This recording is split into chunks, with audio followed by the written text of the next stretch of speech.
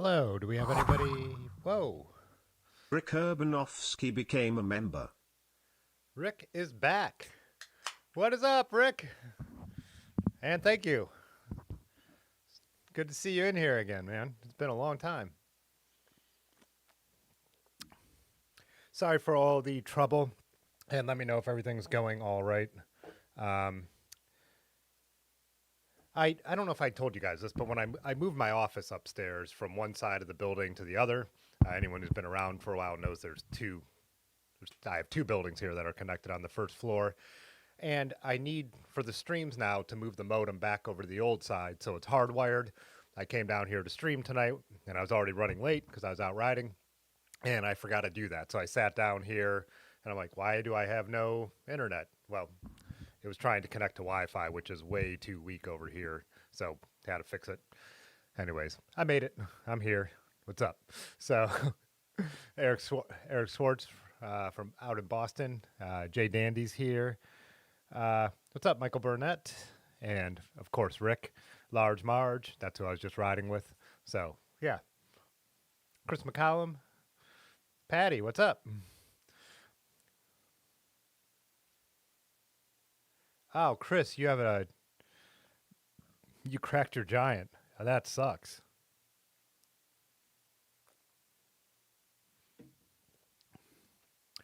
Hey, what's up, Scott? How you doing? Yeah, so um, went out riding on the late side, and then me and Ben grabbed a beer, which when I had the timing planned out, but then we ran into another friend as we were throwing our legs over our bikes to come back. So that's what got me going late. And if I would have thought of the internet connection thing without the intro, I would have been on time. I'm kind of curious. Do you guys think I should totally drop the intro? Does it matter anymore? The whole point of that 10-minute intro was when I started doing this, I didn't, no one would have been here. So it like went live and, I felt like it gave people a chance to join up.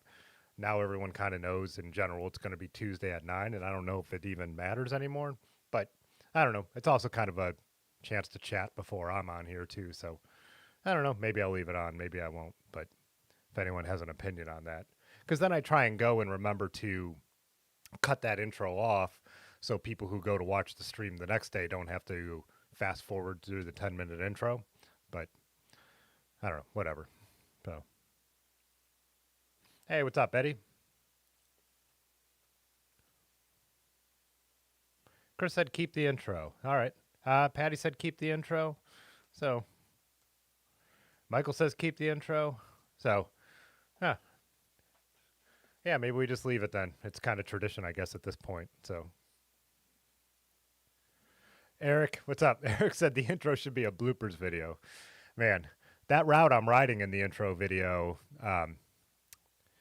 if I had a camera the night I got hit by a car, there was one night, or I don't know what happened actually, because I blacked out. I got knocked over, and I don't know what happened. I woke up on the ground in one of those intersections with people tugging at me. No idea what happened. So that would be a great blooper if that was caught on tape. Caught on tape. Caught on camera.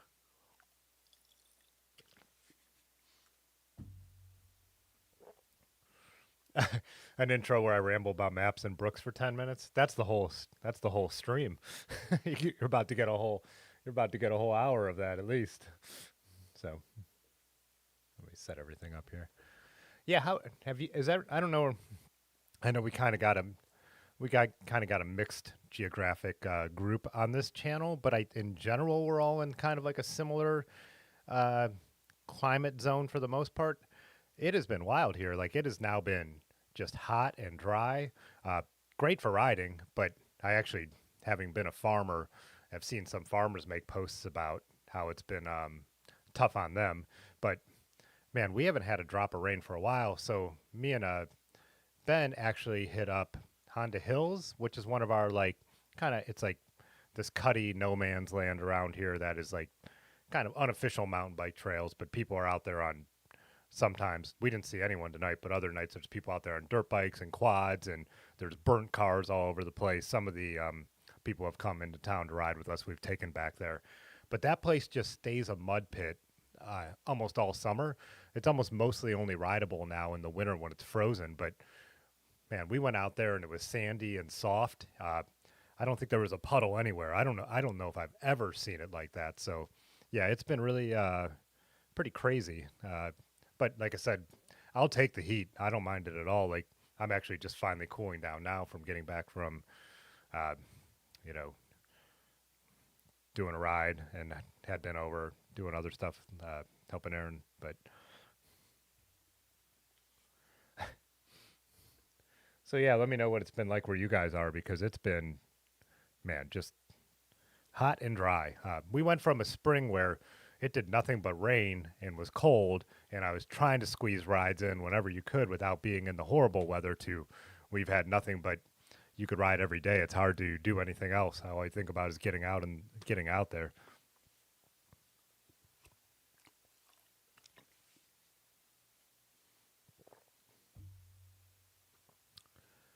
Oh, so Alexander, it sounds like you've had the same exact thing as us in the Pacific Northwest.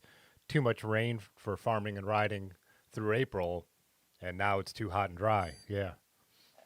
Oh, that's my. Guess I forgot to turn off my Wahoo after my ride. So it's doing the auto off. But oh, that means I also didn't edit my. Did I not even bring my phone down here? I did.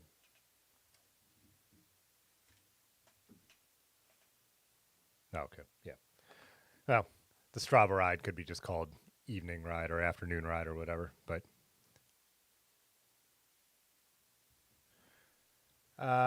Chris said rain T storms really weird for Boise. Yeah, we haven't had a summer. Well, it's not technically summer yet, but we haven't had like any thunderstorms yet. And now we're getting to the point where it's so warm that sometimes they just like materialize, but it's stay dry. Like, and I finally kind of got a garden in, some veggies, some flowers, some flat potted flowers on the porch, and it's like the where I have to water everything every single day. So, hey, what's up, Raymond? Yeah, you know that beep. I'm also drinking a Bonehead Red tonight, seasonal that Fatheads makes. That's one of my favorite. A double hoppy red ale. I always like this one. Whenever I see it, I grab it. So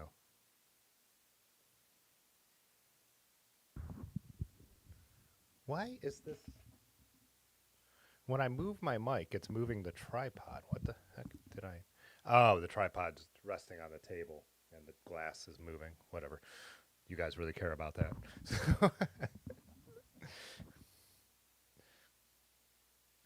Yeah, so we had an interesting day too, because if you saw the last video about bike camping, when we rode up by Lake Erie, this day was supposed to be really hot, and we had like an 80-mile day, and I thought like, oh man, this is going to be so hot and might get actually a little like too warm for loaded bikes and long day out. But we got up by the lake, and there was just this cool breeze because Lake Erie, even though it's really shallow, just has not warmed up yet, and it was like kind of a cross tailwind. So we got up to the lake and then turned along the lake, and we had this like cool breeze pushing us along. It was absolutely amazing. It actually got warmer throughout the day as we went south, but it was getting into the evening, so the temperature kind of dropped also at the right time. So we didn't really have to struggle through too much heat. I mean, it was a little warm, but uh, yeah, it was really cool because you could ride along Lake Erie and get a headwind that just is brutal. You know, obviously coming off across a flat lake. Last year on the Joy Machines camp out, we did, and it was tough. I was also just thinking, I had meant at the end of that video to put my still photos in like I do sometimes. You know, at the end I just kind of slideshow all the photos, and I was just thinking of it today because I was making a new video that'll come out probably on Friday or Saturday. I'm like, I never put my still photos into this, and most of it was covered with the GoPro, but you know, like camping and stuff like that, there's some stuff where the photos are better. So I was kind of bummed that I edited the photos before I made the video so I would have them done and then didn't use them. But I'm going to show them here in a second is what I'm getting at. But oh, thanks, Eddie. Yeah, that last video did really well for the channel. I think, you know, you put the term bike packing in the title, people are going to click on it, but people actually watched it because YouTube basically, you could get the clicks at first, but if people then don't enjoy it, they don't watch it for like a certain amount of time, it tanks in the algorithm. But that one has been the most popular video I've put out for a while. So, yeah. I think it's interesting. You know, it was kind of a cool video to talk about a topic while having the footage going. Kind of the style I've been doing more and more lately. As I got to the point where I'm like, I can't just always do musical ride videos because they're all going to end up being the same eventually. But yeah, let me pop up some of the stills here while we chat. Let's see. Oh yeah, Flickr does everything backwards. Let me get to the bottom, like as it uploads them, and then start from the. I didn't take photos the whole time, but it's funny how being a photographer, I used to like everything I did in my free time was like kind of centered around um, photography, and I was always, carrying my cameras and always taking pictures and always trying to make the best picture I could. And since having the YouTube channel, it's kind of fun because making video with the GoPro gives me an outlet in a different way, but it's also less intrusive, believe it or not, to use the GoPro than it is to try and operate one of my cameras. So it's kind of, I mean, why I've really enjoyed making the cycling videos because it's something different. And as my career has taken off with photography, um, I take photos for a living, so I don't feel the need to always be photographing as much. But I picked up that Canon R8 that I was talking about that's much smaller, and I carry a couple smaller, cheaper lenses with it. So it's pretty convenient. So I think this summer I'll probably end up taking a lot of still photos again, even on normal rides. Like even last night, if you follow me on Instagram, I posted photos that I took with the Canon R8, where normally I'm not going to lug the R5 or especially the camera I'm filming on now. When that was my main camera, the 5D Mark IV, it's just kind of a big thing to carry around. But it's fun to still have like the quality and then be able to Wi-Fi it over to my phone and edit it and post it and all that.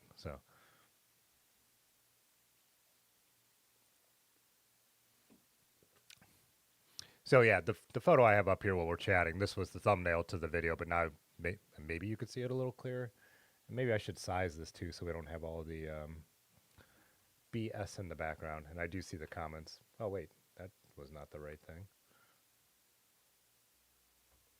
What is going on? I'm rusty.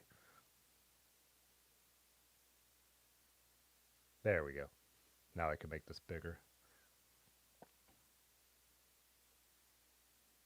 Yeah, no need for all this wasted space. And I crop these all to the same size, so there we go. Close. Cool.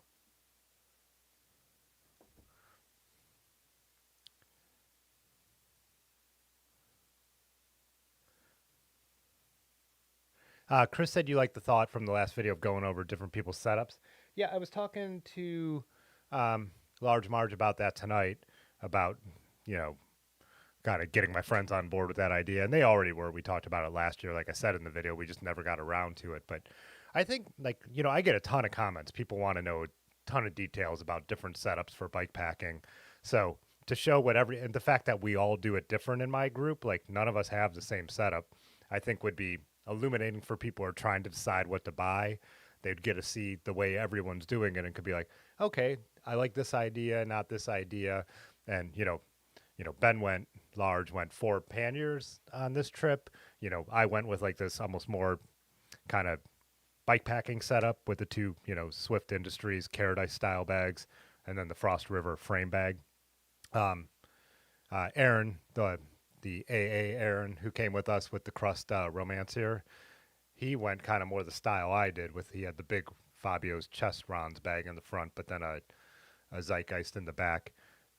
I'm lucky, as I've talked about before, that I'm tall so I can get away without a rear rack in the Paradise style bag. It won't hit my tire.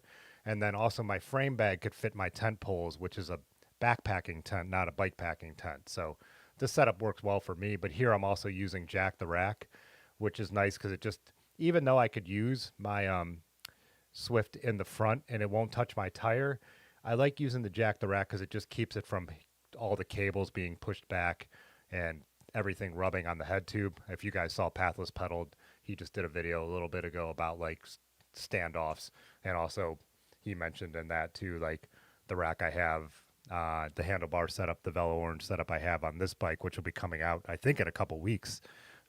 So I'm hoping to get that thing on the road beforehand so I could make an actual review video. Just time, and Yonda was supposed to be able to come over and help me build that bike, finish building that bike, but he ran into some issues at his house, all that, but still trying to get that done. So what did Scott? Scott said, I agree on your thoughts towards the end of the last video on campfire gear chat to explore different packing options. Oh, yeah. Kind of the same thing Chris was saying. Yeah.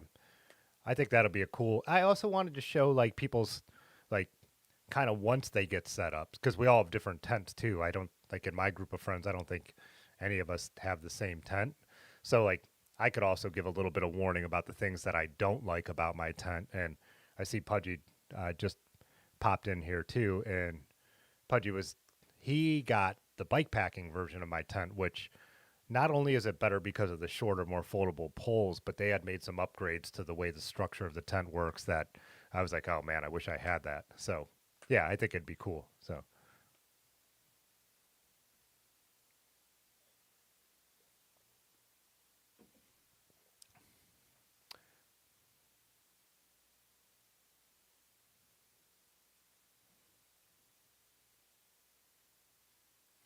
Pudgy said GoPro stills are fine for recreational shooting for sure. Yeah, I just like the I really like, so I might as well scroll through here, but if I can get my mouse to work.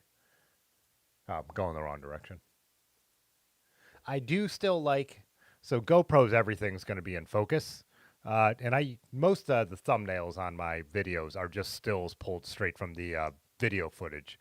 I don't know if anyone ever notices that, but I'm shooting in 5.3K on the GoPro with an 8:7 aspect ratio. And then for the videos, I turn it to 16:9, and same with the thumbnails. But then if I post to Instagram, I could either go square or make it taller. So it just gives you a lot of leeway. But the thing I miss with the when I do take stills with the GoPro is the shallow depth of field that I get here. As you can see, it just has that more interesting cinematic look. And when I got to be able to shoot some portraits around the fire, it really, really shined. That's where it mattered the most. And GoPros really suffer in low light, so they're great in bright sunlight, just like your phone is. Uh, but real cameras, my leg is still hurting me a little bit, by the way, at the sciatic nerve, but that's why I'm moving into a weird position. But yeah, this is where having a camera. So this, I'm using a 50 millimeter 1.8 f1.8 lens. So, and I think I'm shooting at 1.8 and like a shutter speed of like super fast, like 1/3000th, 1/4000th of a second. But yeah, it just gives you that look that is unique to real camera still in full frame. You don't even need full frame, but like at 1.8, even an APS-C size sensor would get that. But yeah, you could just see how the background blows out like here. And so Aaron is very like in clear and in focus. What did Darren say? Your 250 pounds ride a Salsa Timberjack. That's what Aaron just bought for her mountain bike. Gearing. So you're wondering about your gearing. That's really just going to depend on what you're riding. It's too hard to say without knowing a ton of details. I have to assume that the Timberjack probably already has easy enough gears for bike packing. You know, I would just think of like, what's the hardest climb you're going to do, and do you already have an easy enough gearing? Do you already have easy enough gearing? So, how about that Brooks saddle?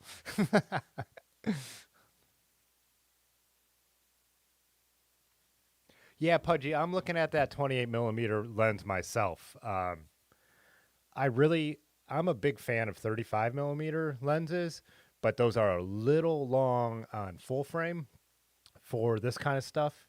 Like I said, I only brought the 50 mil on this trip. I usually bring the 16 millimeter, but the 16 millimeter is too wide for a lot of things, which I'm wondering if maybe that is the lens that would, with your APS-C sensor, might be the better option even. So I would look at a couple images of both, or next time we hang out, you could even throw my 16 and on your camera and see if you think that might work, because the 16 might look really good on the crop sensor.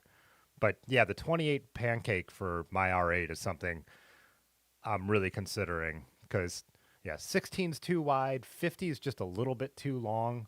Like as you can see here, like I really like this picture, but you know I would have to get pretty far away from Erin to get a shot of her whole bike setup sideways next to her.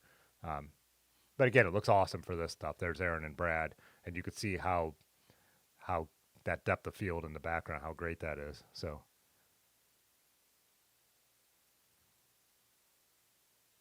oh, did I misunderstand? Did he ask about what he needs for gear and not his gearing? Well, you guys are taking care of it, so.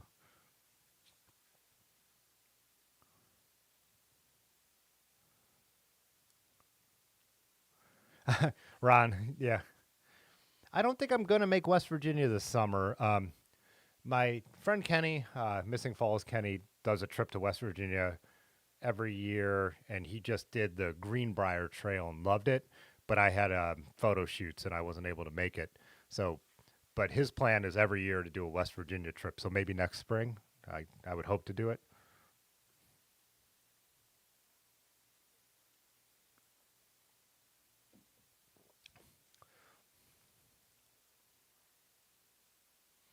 Pudgy, yeah, what you're saying about how much like fisheye effect the 16 mil has, you would also though be able to avoid most of it because you would only be getting the center of it.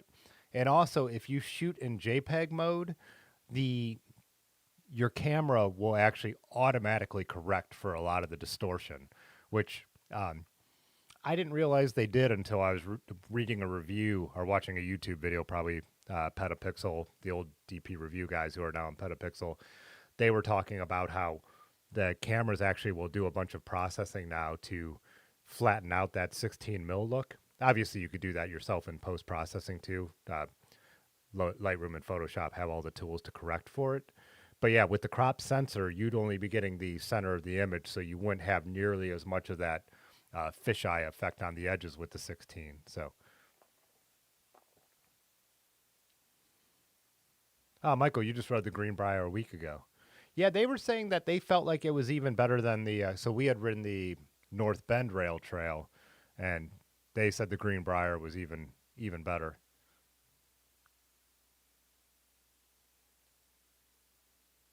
Oh, you were saying hitting West Virginia in the fall. Yeah, definitely. I mean, anywhere in this, you know, region, the fall is beautiful. But we'll be doing Nutmeg in the fall, so that's going to be. I have three trips in the or three rides in the fall. I might tie two of them into one trip, but we're going to do uh, Jeff Frane's ride. What is that called? Hodag, which is in October, and that's going to be up in what is that up somewhere in Wisconsin, and then we'll be heading out to higher ground in Johnstown, PA, and then out to Nutmeg, which will be in Connecticut. So probably won't be able to pull off another trip in the fall with already having all that stuff going on.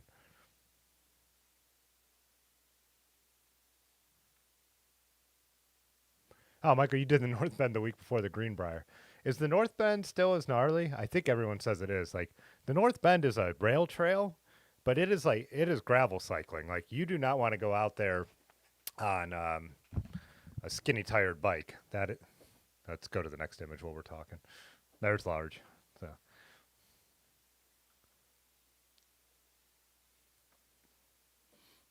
if I ever did the North Bend again, I would actually ride my Gunner with its 55 mil tires over the Raleigh with the 42s. I wasn't unhappy on the Raleigh, but it's a chonky rail trail. I've never been on a rail trail with that much uh, just that what is unsmooth.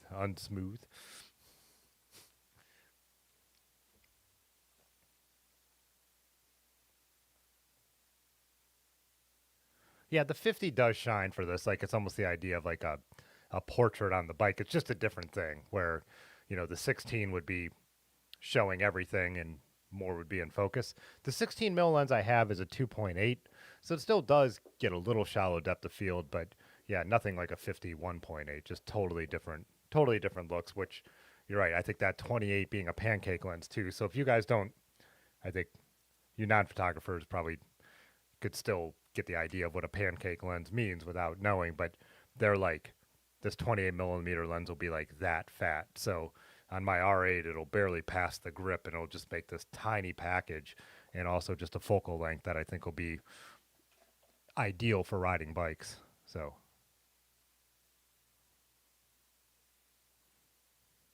um, Michael, you said the North Bend has been resurfaced. However, they put the wrong gravel down. Huh. We were there when they were, and people have talked about this when they were putting fiber optics along part of it. So I think they're basically running internet to rural communities, and so it was also torn up in different spots from that, which I guess was worse in other years than when we went. Back to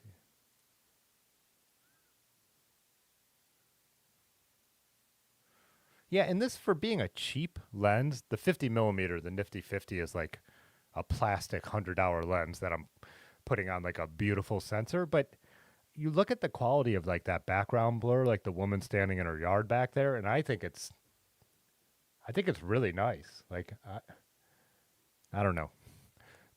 I watch some like internet, like some YouTube channels that are like cheap lenses are trash, and I'm like, cheap lenses on modern cameras aren't trash because you're taking such a high quality image, and then if we're showing it on the internet, it's being shrunk down so much that the flaws in the images, like the flaws in the lens, just really don't turn up, and a lot of the flaws now with digital can be correct, like Pudgy was saying, chromatic aberration, color fringing, like you could fix a lot of that, but if it's only going on Instagram, you don't even need to because you can't see color fringing at that size, like phone size. So, yeah.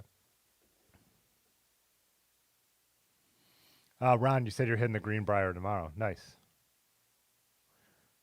Pudgy, I do want to come down for a pump track party. Yeah, I don't know when yet, but I need to make it happen. It'd be cool if we. It'd be cool. I know you've already been arranging meetups, but yeah, do want to get together down that way because there's a lot of people I want to see, haven't seen for a while. So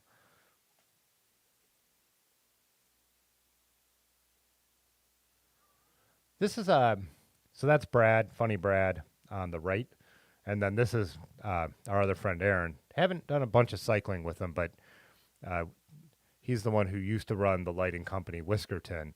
He's the one with the Romancer and the Crust. So yeah, this was the first time I'd ever gone bike packing with him. I run into him on the trails and we've ridden around a little bit, but probably ride more in the future. But yeah, really cool bike, and he has those towel rack bars on there. You could probably tell from even this picture how insanely wide they are. They are just like they're wild to look at, absolutely crazy. But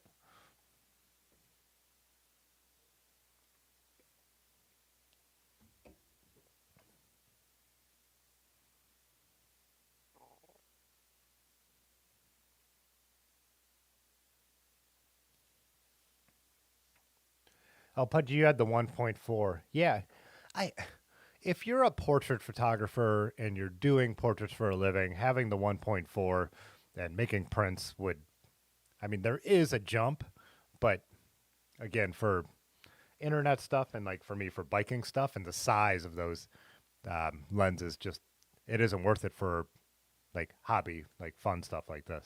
So, New River Valley, Ron says, Thurmond, West Virginia. I'm trying to think too that the woman who used to work here at the studio, the other photographer, there was a trail she really liked in West Virginia, and I think it was none of the three we're talking about. Is there one that goes up a long climb and there's an old steam engine? Which West Virginia trail is that? That's the one that she was a big fan of.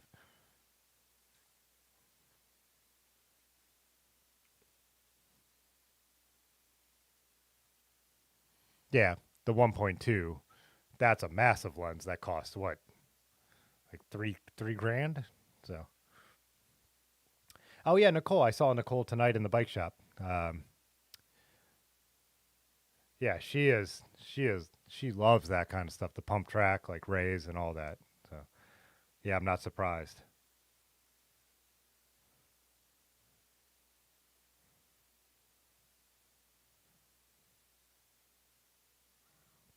Raymond, you said you bought a Minolta to Fujifilm conversion for your camera. Yeah, I have bought a. I actually, and I forget to use it, but I have a conversion for Minolta lenses to my Canon cameras, and I think I was talking about it with Muskrat. I don't think he's in here tonight about using that for some creative video stuff. I think it'd be really interesting. Um, Something I messed around with a lot during the free time in the pandemic was shooting my old Minolta manual focus lenses on the Canons, and the look was really, really unique. And like the flaws only added to like the uniqueness of taking like artistic photos, I think. But feeling mappy, yeah, we will have to pull. I'll scroll through the rest of these photos, then we'll pull up some West Virginia bike trail maps. You're right, Jay Dandy.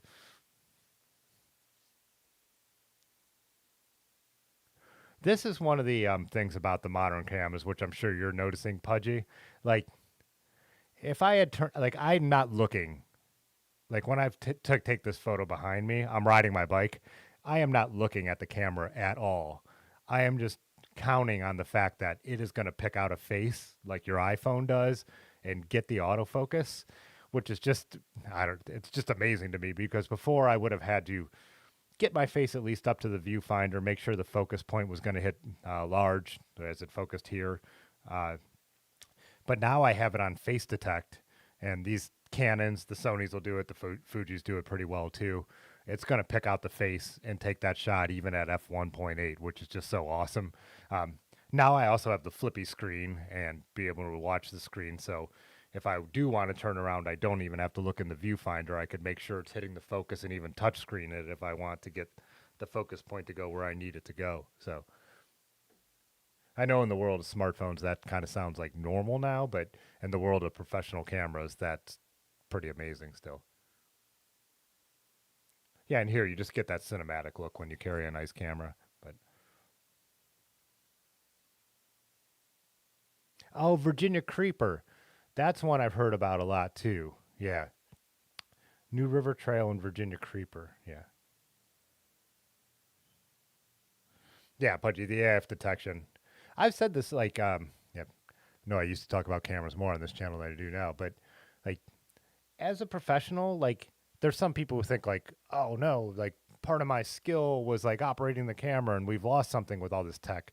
That's just not true at all. Like when I have to take a portrait in the studio here, being able to like autofocus is now no longer one of my concerns, and I could connect with the person who I'm taking their portrait with because I'm trying to bring the best out of them. And so I'm trying to make conversation and make them comfortable and put them at ease.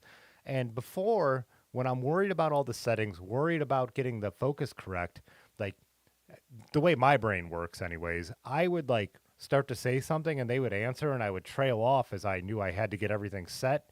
And then they would get a little uneasy.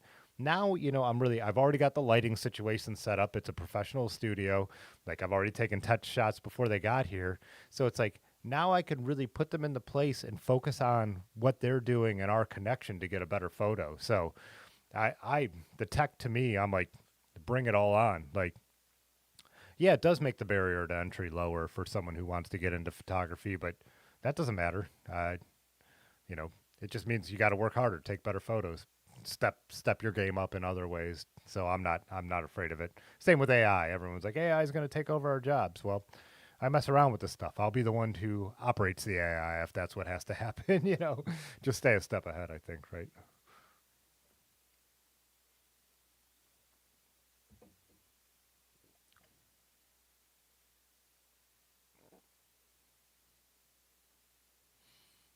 Eddie, you said dropped your 51.4 out once. That's why you love your 51.8. There's a little typo in there, so I'm not sure exactly what you mean. Dropped my 51.4 out once.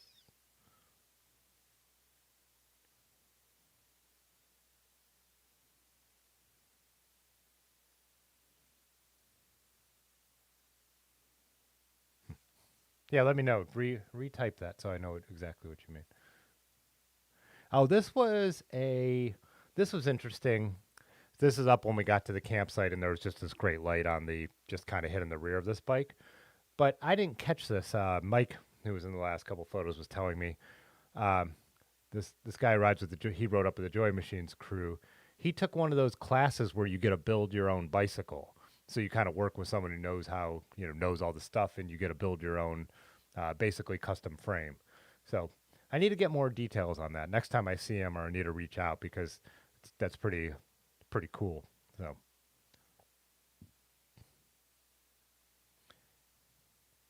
oh, you dropped your 51.4 on the ground. Gotcha. Yeah. Yeah, I was telling you guys the one night I knocked over my tripod trying to do a bunch of stuff here, and I broke my 24 1.4 lens, which was like I'm not gonna buy that lens again. So it's just ruined. I just lost it. Yeah, real bummer. But, oh, Josh's bike. Yeah,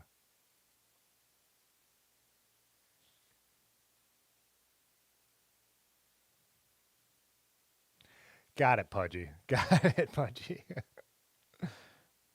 Yeah, those 1.8s, and I mean, giving up at what is that, a third a stop? I mean, of light.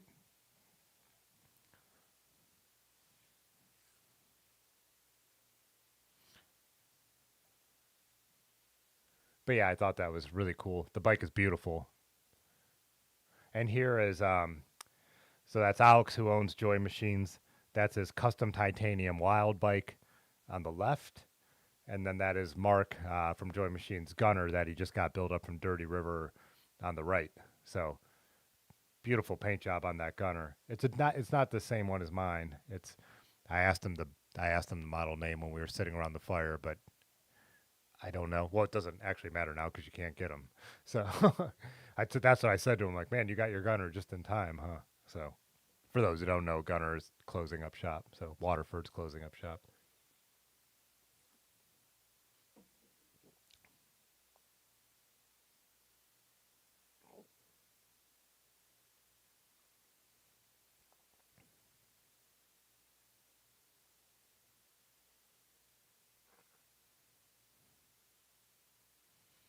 Steve asked if I was at the House of Large Sizes show Friday in Cedar Falls. No, I don't know what I did Friday, but I wasn't at any shows.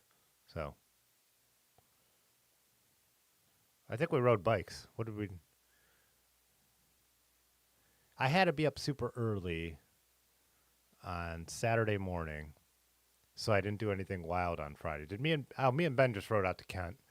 Me and Ben rode out to Kent and got some. No, we went to Bottles 101. Had a drink and had pizza from our buddy's pizza place, Lucci's. So yeah, Friday I was just like a 20 some mile bike ride, and I was in bed at a reasonable time. So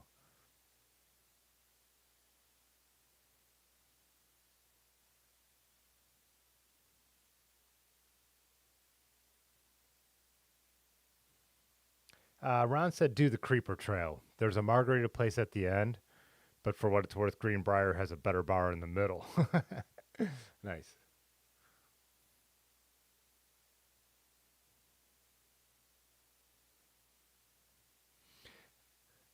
Oh, Pudgy, you said the 1.4 lenses must be cursed. You set yours down and your ex spilled her drink on it.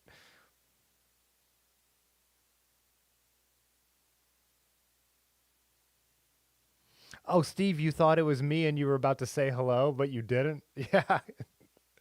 Well, I would encourage anyone, if you actually think it's me and we're out somewhere, do say hi. But yeah, you lucked out in that moment for sure.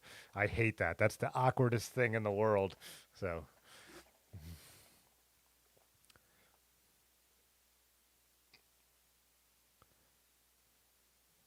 this is one of my favorite colorways of the.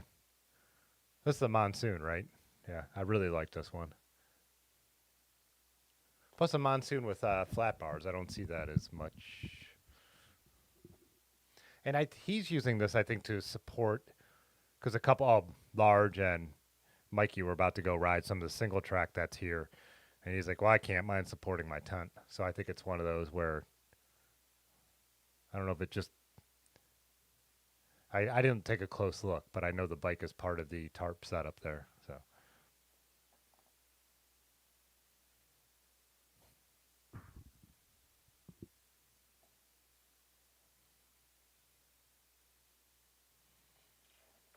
Scott said you said you're bummed to hear about Waterford.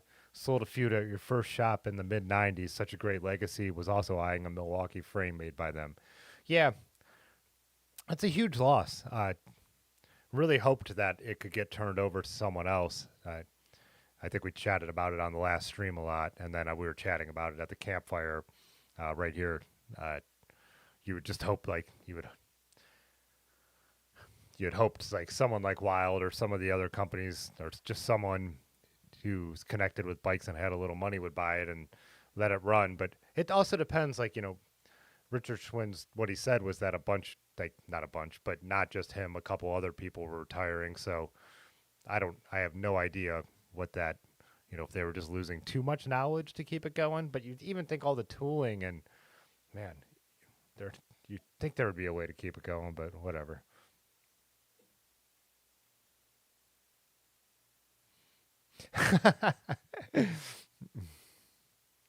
Pudgy said, when I think someone is Tim and you're not sure, you just shove your hand in their pocket and see where things go.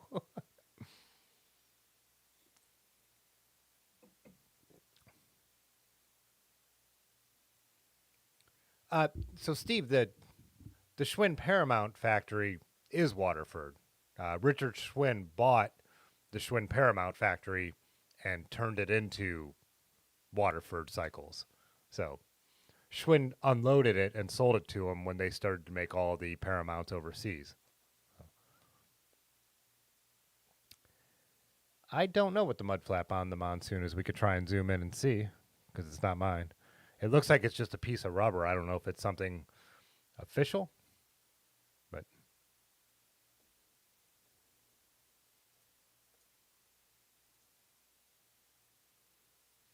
yeah, this is what I'm saying. Like this is where like having my camera is just nice because iPhones take great photos. A lot of things take great photos, but it's not going to look like this. So, and then I got one of Aaron that I think is like one of my favorite photos I've ever taken. So that all the way on the left, that's the owner of Joy Machines, and then uh, three of the guys who usually ride with them.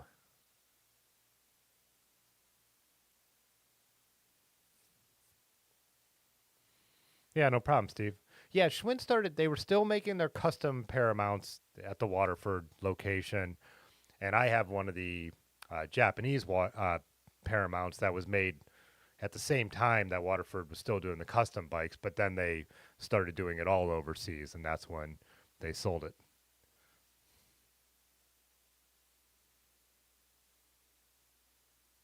Oh, I haven't seen Brian's new bike yet. Did he just post that today, Pudgy? Oh yeah, like this. I think this is one of my favorite photos I've taken.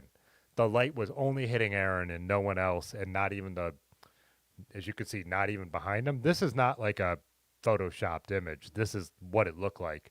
I mean, I pulled up my camera and I took like 5 of these shots in a row, just knowing like, wow, this is about as good as lighting could possibly get. Like it's coming through the trees around sunset and only hitting him.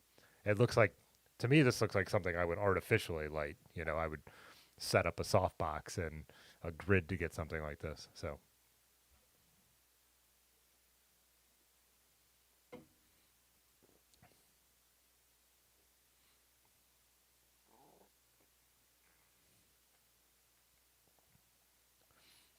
yeah, and the light kind of moved its way around the fire circle, which was great. So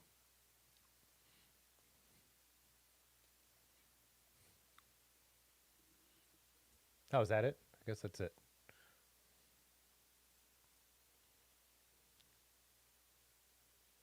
Oh no, why wouldn't let me scroll to the next one? Where'd the arrow go?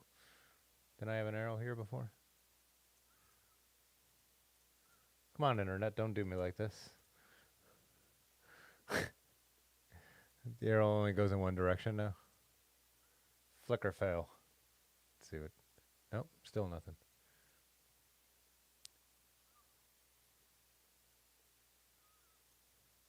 Now do I? Oh, now I got my arrow back. Whatever.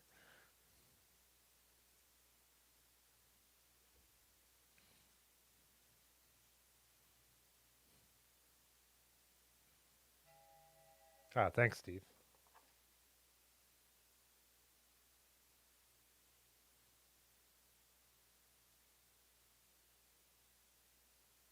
Let's see what this text is about.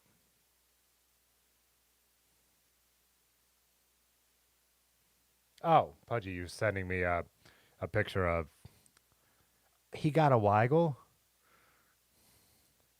Oh yeah, definitely have to check that out. That is amazing. Anyways, yeah, even so you know, obviously portrait mode works really well on iPhones and the higher end Androids, but still nothing looks like that. Like there's still having a big sensor and some good glass is still, or and a small aperture is still going to make something that phones still at this point can't replicate, in my opinion. But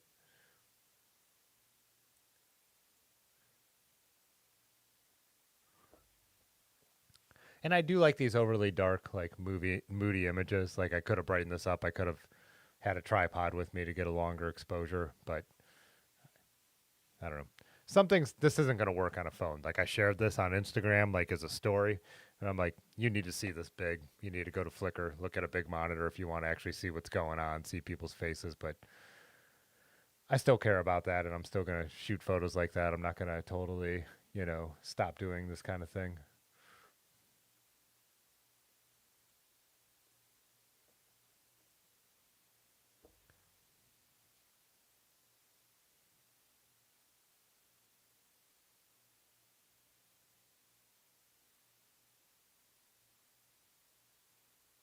Hey, what's up, William LeBron?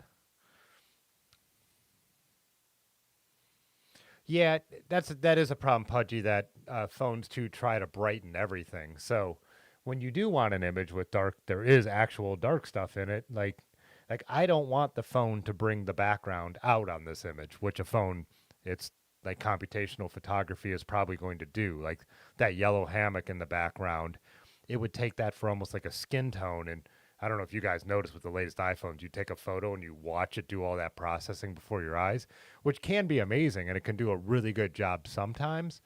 But here's like this is one of those examples where it's like, I don't want you messing with this image. I don't want your algorithm touching it. Like I know what I'm exposing for. So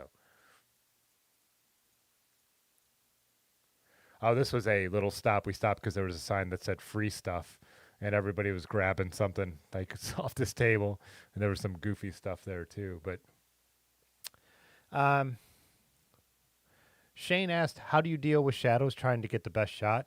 Uh, it depends. I mean, I they are what they are. If I'm working professionally, like even in the daytime, I always have a flash with me. I'll actually, if it's noon and I need to get shots of people outside doing stuff, I'm gonna pop a flash off so people don't get those um, uh, dark. So like the sun's coming directly down, someone's wearing a cap, or even not, like your eyes are gonna reflect down and your eyes are gonna go black. So if it's that kind of shadows, I'm going to pop a flash. If I'm doing portraits, I'm going to carry reflectors and all kinds of stuff. If I'm just hanging out with my friends, like I'm doing here, and just carrying one camera and one lens, uh, sometimes there's just not a shot. Sometimes the shadows are too much. So it just depends. You got to, yeah, there's ways to mitigate almost everything with extra equipment, and sometimes there's just no photo. I go when I used to hike a lot more.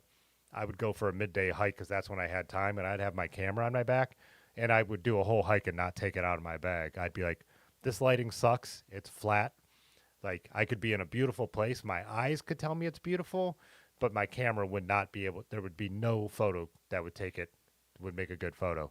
So I used to see like too when I worked on the farm, and we got all the pumpkins out. Some guy would show up with like a $10,000 Leica at noon and take a picture of the pumpkin on the wagon. And even back then, not being the photographer I am now, I'd look and I'd be like, "That's a horrible, horrible photo. I don't need to see it to know that there is nothing happening in that image." Like, if you wanted a good picture of that pumpkin wagon, you should have been here at 6:30 this morning, or you should be here at 7 o'clock tonight. Like, that's the only time it's going to look cool. So, yeah.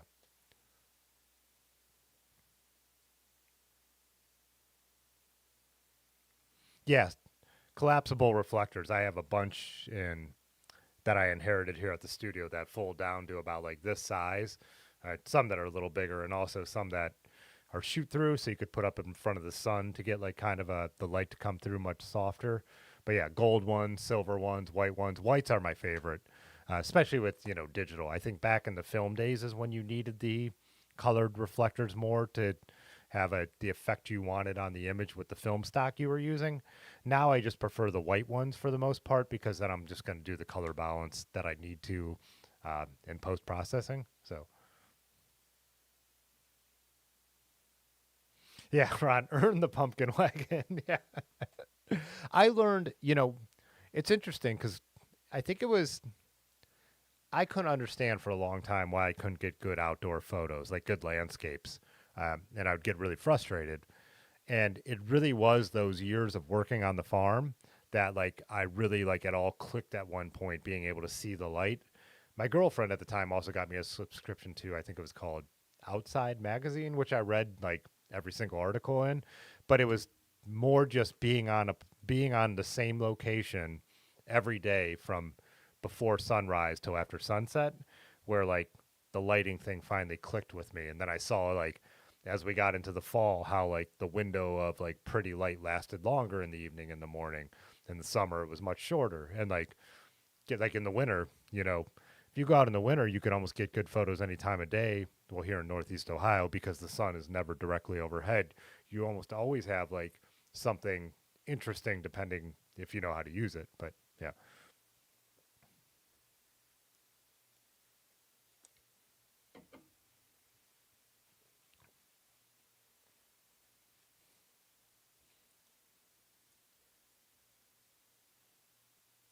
Yeah, and a final picture of Mike before we roll it. Here's one of the, like so what Shane asked.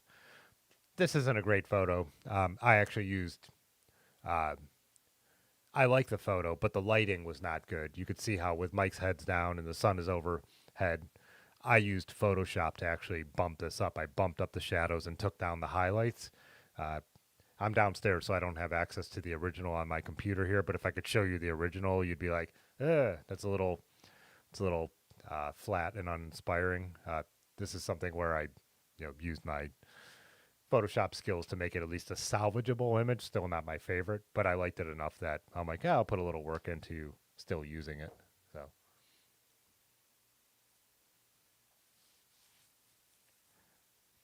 I still prefer to get stuff right as possible in the camera, um, and slightly manipulating stuff. But like I said, there's times when I go out and I go somewhere. There's times when I used to go on vacation and I might be in like the coolest spot in the world, but it's the wrong time of day, and I'm like, oh well, there's nothing here. There's nothing. This image isn't going to be anything. So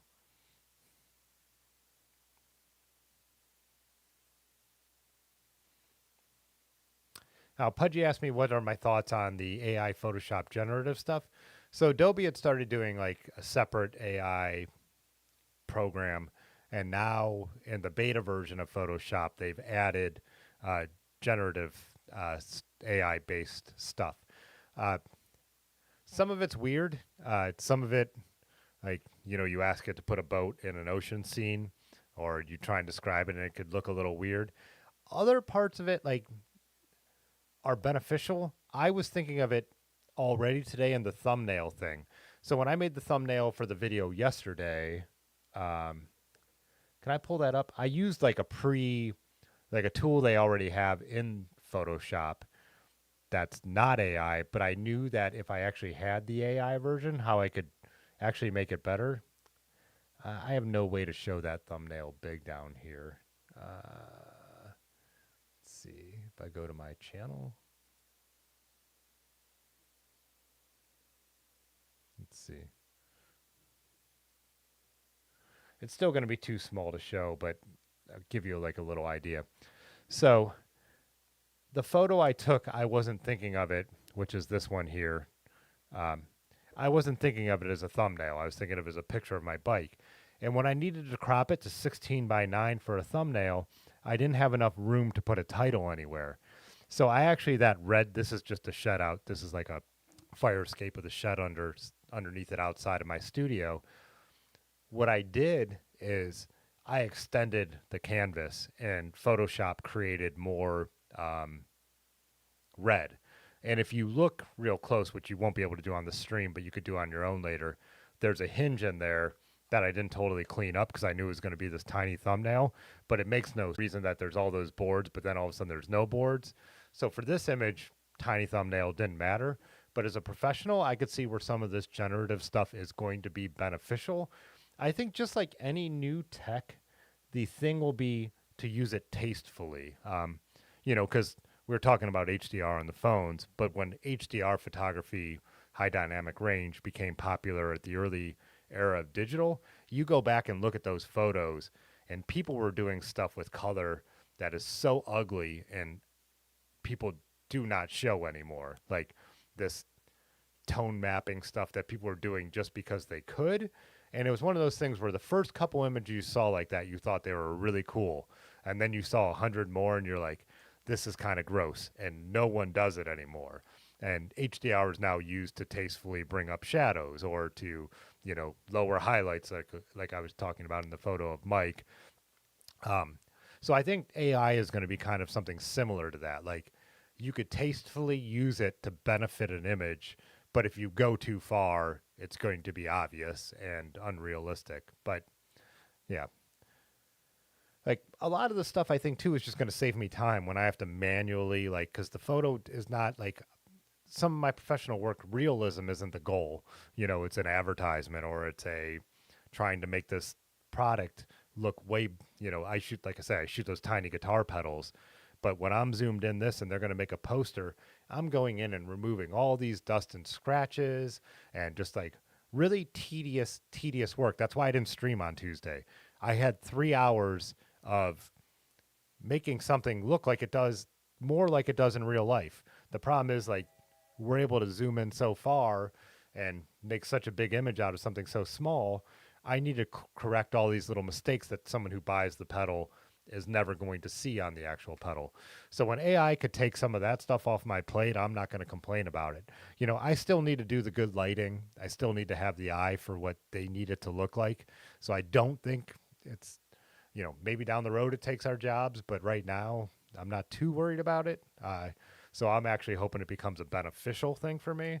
I would love if AI could watch me edit 10 photos in a row where I do the same tedious task and then it could do it to the next 50. So, yeah.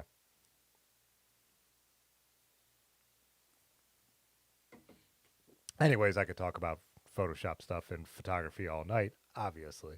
But yeah, and like Pudgy, you were saying too, graphic design is already like something, or, people have already been animating and drawing. And so, you know, there's always going to be a need for realistic stuff like a wedding. Like AI generative stuff is not really going to have benefit a wedding photographer, right? Like maybe I said in the editing process a little bit, but and maybe it's going to be able to sort through images. There's some programs that do that now and could call your images so you don't have to quite look through as many, but there's always going to be a market for realism, and then there's going to be the market for just creating something and being the one who knows how to have the AI do what you want, something that people are probably already doing just in a way that takes way longer. And it's always going to be the people who want to spend the time doing that. I don't think it's just going to be a bunch of robots running around handling everything. So, but yeah.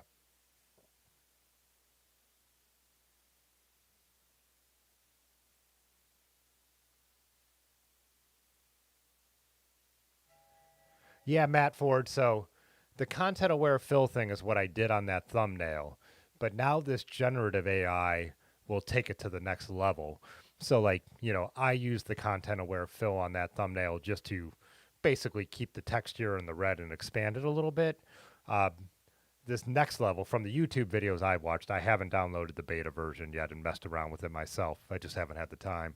But, like, so what I was saying, whereas, like, that's clearly a door and there's a hinge, the AI should be able to, from what I've seen, would actually move the hinge to the spot that makes more sense, keep all those slats in the boards even and stuff like that. And I even watched people do it on like cityscapes where they were expanding a photo of New York skyscrapers or something like that. And it was like infilling like billboards and more skyscraper stuff. It wasn't perfect yet, but say you were going to drop text over that and just like I'm talking thumbnail level, it was pretty good. They were, like I said, there was some like ocean scenes where people were like, you know, add a couple boats in the background. And it wasn't perfect, but at a glance, it's pretty good. And obviously, it's only going to get better. So,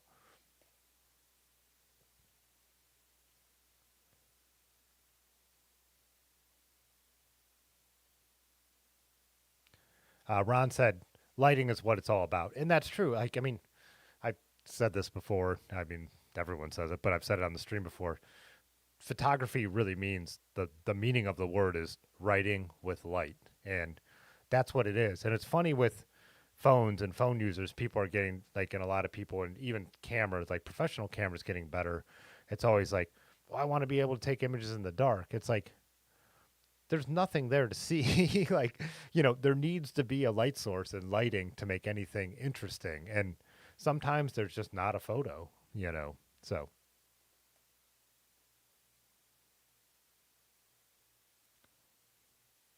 hey, what's up, Legends of Grace?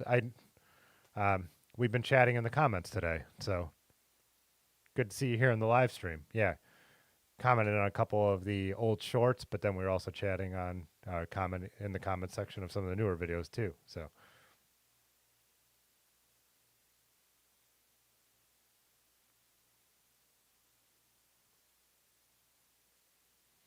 hey BP, yeah, we were actually just talking about the Waterford shutting down, and I was showing a picture of a friend's gunner. We've been chatting about it. Yeah, it's a real loss. John Stamos. Hey, what's up, Brett H? Is it 10 o'clock already? I thought I was only going to do an hour tonight. I was low energy today after we rode really fast last night. We rode really fast and had a number of beers. So I've been low energy all day, but I guess you get me talking about photography and it brings my mood up, right?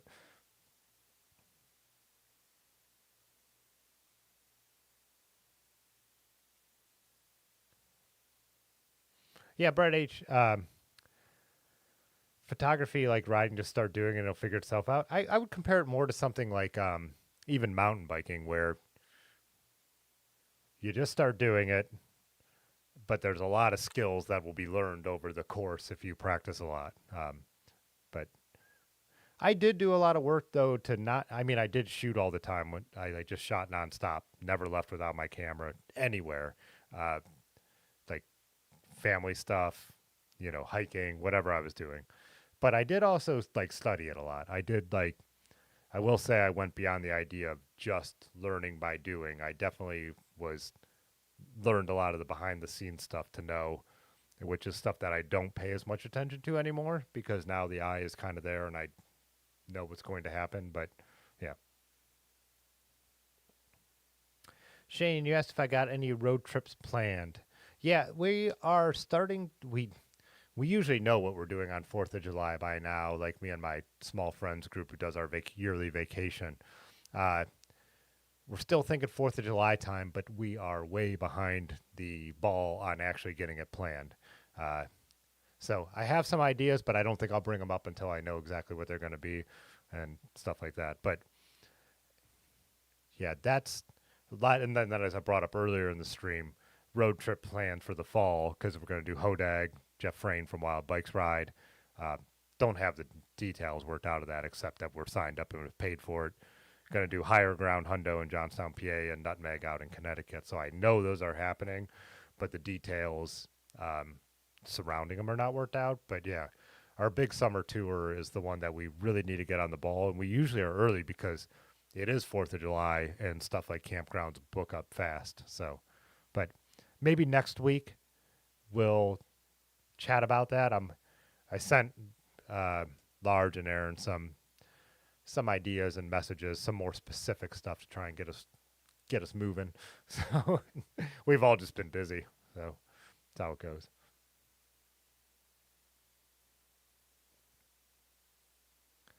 I'll play Tuna Boat tonight because I'm gonna grab another beer in a second. I'll just go a little later with it, and I haven't updated the name, so there's a couple channel members who won't be on there yet. I need to get to that. Again, goes back to the just being busy and then the weather changing.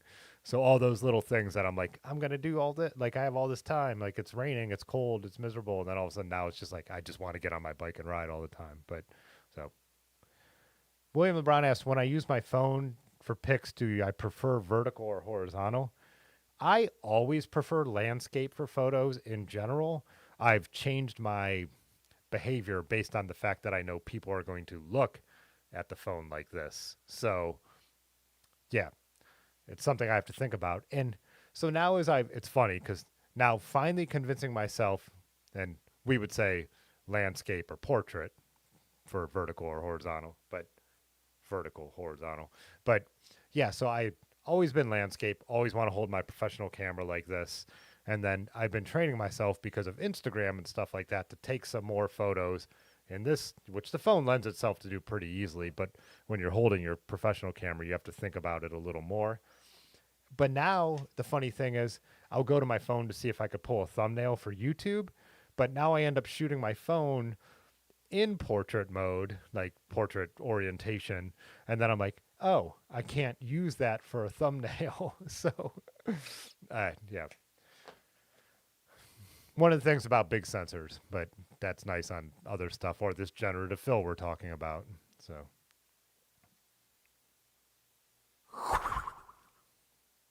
Matt Ford became a member. hey, Matt, thanks. Yeah, considering this rival level, it's so funny, and I don't know for sure, but when I made my channel member levels, Shimano, because I'm a Shimano guy, not long after that, Terry Berenson, my favorite YouTuber, changed his to all SRAM levels. And it could be a total coincidence, but we do chat a lot. So I'm like, hey, you might have taken a little inspiration, which is totally fine because I've taken tons of inspiration from his channel. These live streams are totally because of Terry B. But yeah, so you can consider a rival. That's fine. But I appreciate you. And yeah, check out. There's a tab for members that has a link to the discounts on any of the swag, and then also the other videos I've been posting just for members. And I've got a couple more in the works. Been doing more and more of that. Been trying to get back into it, especially with the mountain biking stuff. I find it lends itself to a way to make members videos of some of the like uncut runs. Uh, so it's been kind of cool to do that. And I have a couple more of those on the way, hopefully next week.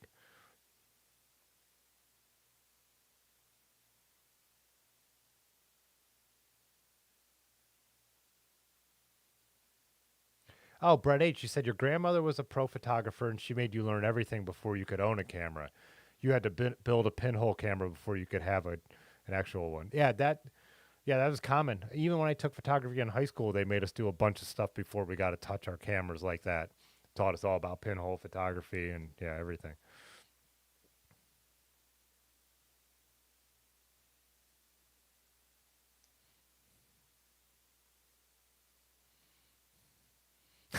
Jay Dandy, thanks.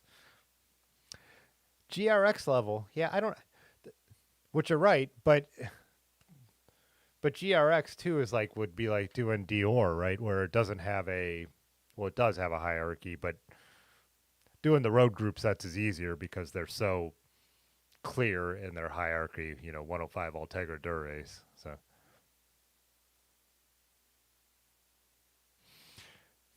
hey, Kyle, I'm not going to get into it, but I already said I'm a Shimano guy.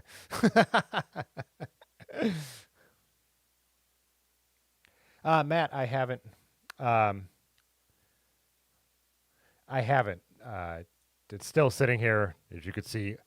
It's just not cabled. So the brakes, the cannies aren't on it, and it's not cabled. So need to finish it. That is a big goal. One of the other things that's happened is Dave, who has been helping me out, um, we keep wanting to get into. So this stream studio, we're going to expand it to make videos past. Um, you can't really see, but where that stuff is hanging on the wall in front of there are a couple tables, and there's a pole where some of my lights are over there. Our goal is to take that out and make it so there's like a table to almost like I kind of picture Francis Cade, if you guys follow him at all. Like, this looks totally different down here than his super clean studio. But, like, that kind of vibe where I could have someone standing across shooting the videos and I could be making videos that talk specifically about that kind of stuff. that's been one of our projects. The bike's been a project, but then things keep breaking around here because this building is from the 1920s. So as I try to get like the ball rolling with some of this other stuff in the YouTube channel, like a gutter fell off the building, and we worked together on Tuesday, and it was, well, we need to fix the gutter. So, the practical stuff in the photography business always has to take precedence still at this point, unfortunately. But I mean, not, I like my business and I don't want my building to fall down, but it'd be nice to be able to get ahead on this kind of thing that we're doing right now. So Raymond said he wishes his grandma was a master brewer.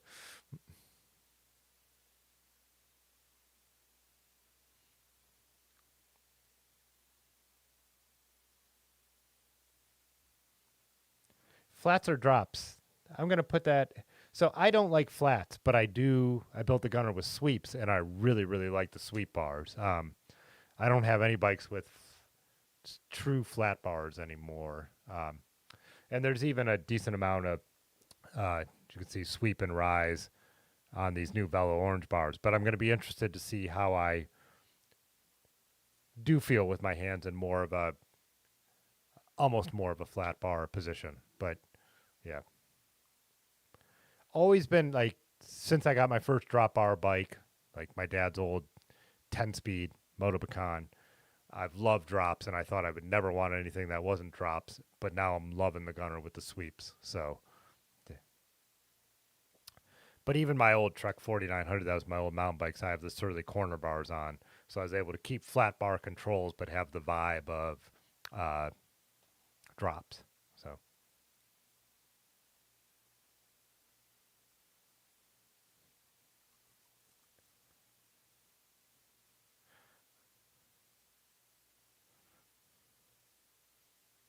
Tim, send me the damn bike and I'll get it set up. Come up here, Pudgy. We'll do it on a live stream. Like I said, it was supposed to happen a week ago Tuesday, and just it didn't. I did mention in the Discord, but I haven't said it yet, so now's a good time to say it. Tuesday, Otis is going to come over. I think he's bringing 3 bikes, so he wanted to talk about some interesting builds he has going on. A new product that is going to be unique to Dirty River, I believe, something they're actually getting machined, and that'll be SRAM related. So I think everybody besides me and Pudgy will enjoy that. So yeah, transmission. Transmission is the word we use for what SRAM does now, right? So yeah, we'll be able to talk about all that, and then also bring all your questions for someone who owns a bike shop and has been a mechanic forever. So that should be a fun one. And then I also mentioned this, and then we'll do the tune-about and take a break. But Woody from Roach Clips hit me up, so he is going to come on a stream. He said he needs to get a bunch more product made before he does it, so he wants to, so if people want to buy his stuff, he has stuff to sell as we're talking on the stream. But Woody is one of my oldest riding friends. He's how I know Large. We started riding together, I don't know, 6-7 years ago now. So when I got back into bikes, and I posted like 3 photos of me riding my old Trek as just in its stock build with its rock shocks and flat bars, he hit me up like a week later. He's like, "Why aren't you hitting me up if you're riding a bike?" And I'm like, "Oh, I didn't know you wanted me to." So anyways, Roach Clips will be on a stream. And then I've also talked to, who else did I say? I posted in the Discord. Hopefully we get Yonda back on. And then at Black Fork, I was talking to Brent, who owns All Around, and he has a original XO1 Bridgestone, and he's a shop owner, so another interesting guy. So I was saying he should come on and hang out on the stream one night as well. So all this will be, happening with Otis and Woody from Roach Clips, and then other guests down the road, as now we're into summer and streams might get a little bit sporadic, as if they haven't been already. But yeah.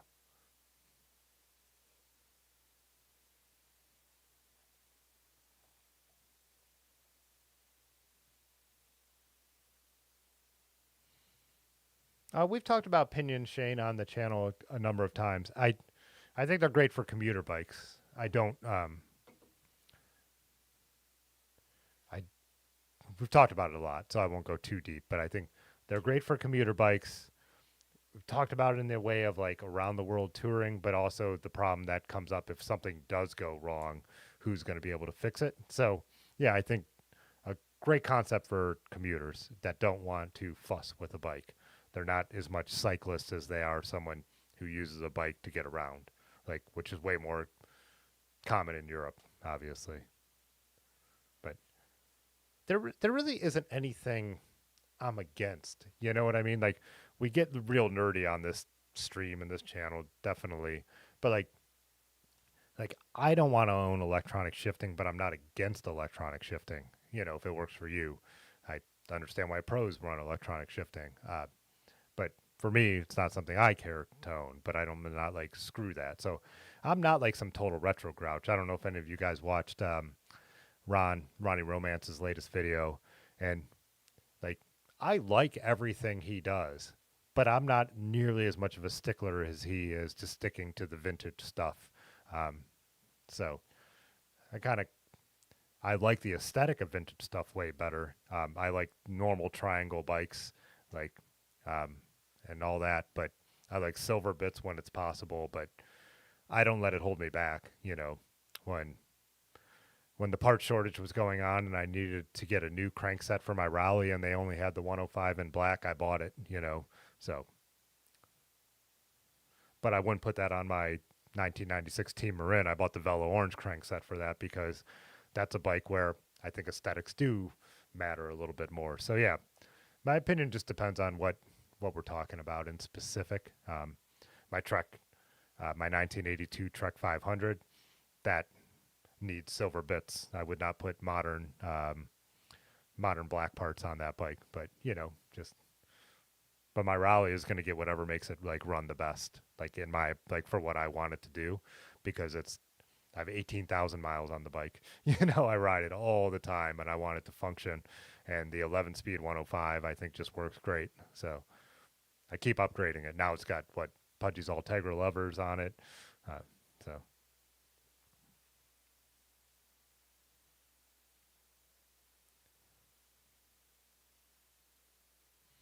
yeah, you're right, Pudgy. Ron's mom loved your anodized cassette. Brett H, you said you got a Bridgestone. It's way too small, but a nice build. Yeah, I have a Bridgestone hanging over here that we've shown on the streams before, but it's way too small for me. Alar just talked about doing something with it. Yeah, I'm not going to put any time into it because it's just way too small for me, but it's a cool frame. Yeah, oh, when I was saying I don't have any opinions, now you guys bring up one by. That's an opinion. Yeah, I'm no use for one by unless it's a single speed. Two by is the way to go. It's better all in every way. That is definitely one. That is one thing that, yeah, I do have a strong opinion on. I have no use for one bys. And even the gunner was when I got it from Otis was, you know, boost spacing. You know, thought it would only be set up one by. Even the crankset was originally made to be one by, and I still put two chain rings on it. So found a way to make that happen. But my newest bike would be the gunner. I'm not sure what year it is. Otis got that. You know, it's not a full custom gunner, but he did have him take the Rock Tour and put boost spacing on it, like I said. So I think that's a 2020 or 2021, and that's new to me. Before that, though, it would be my 2014 Raleigh would be my newest bike. And before I had the Raleigh, which again came from Otis at Dirty River, my newest bike would have been an '07 Trek that's on the trainer. And yeah,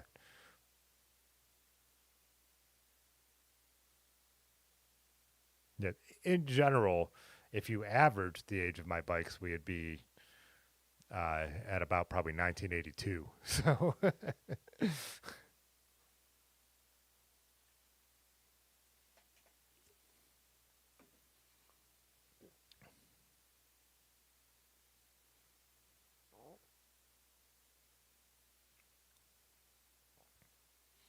Pudgy, you said you've got a 11-speed GRX rear with a goat link that'll run 11 to 46 if I'm interested.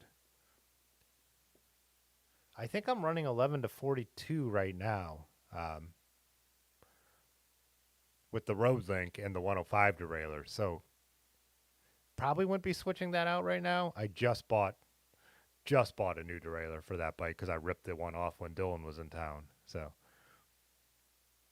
trying to think if I have any now because the gunner just got upgraded again too because I ruined the front derailleur, and I've got the gearing, and that's flat bar shifting, so I don't that wouldn't play with the GRX stuff, would it?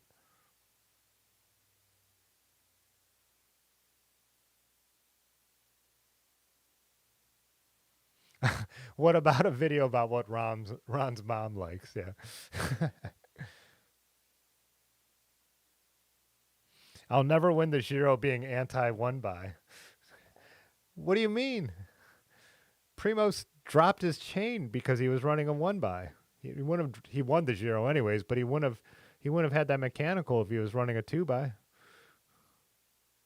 Too small Bridgestone. Send them to me. Patty says. Yeah, there's our Bridgestone guy. Nah, Raymond. There's twice the chances for stuff to go wrong on a one by. You don't. You drop your chain on a one by way more.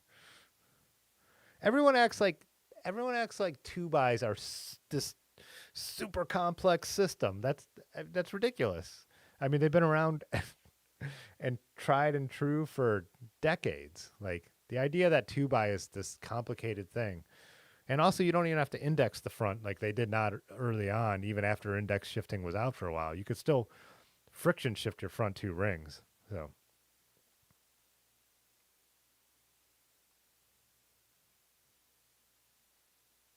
oh, Kyle Hoover just said that same thing. You could friction it.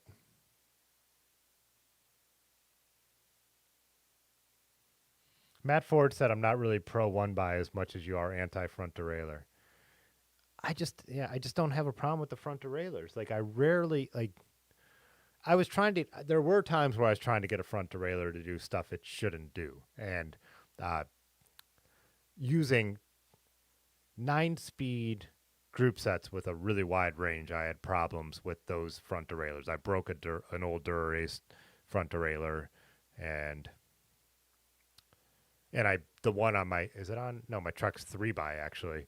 That's a triple that I ride on my old truck. But which bike is it? I have one bike where I really baby the shifting on the front derailleur, but it's just like anything, you get to know your own bike and you know how you could handle it. But like I always say, I like Russ from Pathless Pedals like theory on the front derailleur. He sets his bikes up and I think Ron does this too, where the inner ring is just a bailout gear for super steep stuff. So you get that whole extra range by having a really small front chain ring.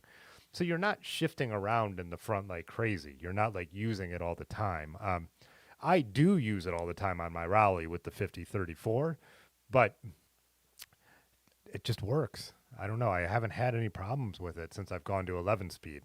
11 speed 5034 works great. And I get it. Most people don't need a 50 anymore, and that's fine. I'm someone who, when we're pedaling down I like to pedal down long descents in the 5011. I go the opposite way of the bailout gear thing. I have the extra hard gear for when I want to pedal really hard, but I also ride the rally like a road bike. So, and not weird flex thing, but I could ride fairly fast sometimes. Last night we were riding at 18, 20 miles an hour for a little while, and I like having road gearing for that. And I like having a slower cadence when I'm doing that, but that's just personal. So front derailleurs look better than one bys. I do agree with Ron on that. Uh, that's one thing he was saying. He was like, one bys don't look good. But then Terry B thinks, and like I think a lot of you guys think, he talks about how much cleaner one by looks. I don't agree. I don't think one by looks as cool, but personal preference.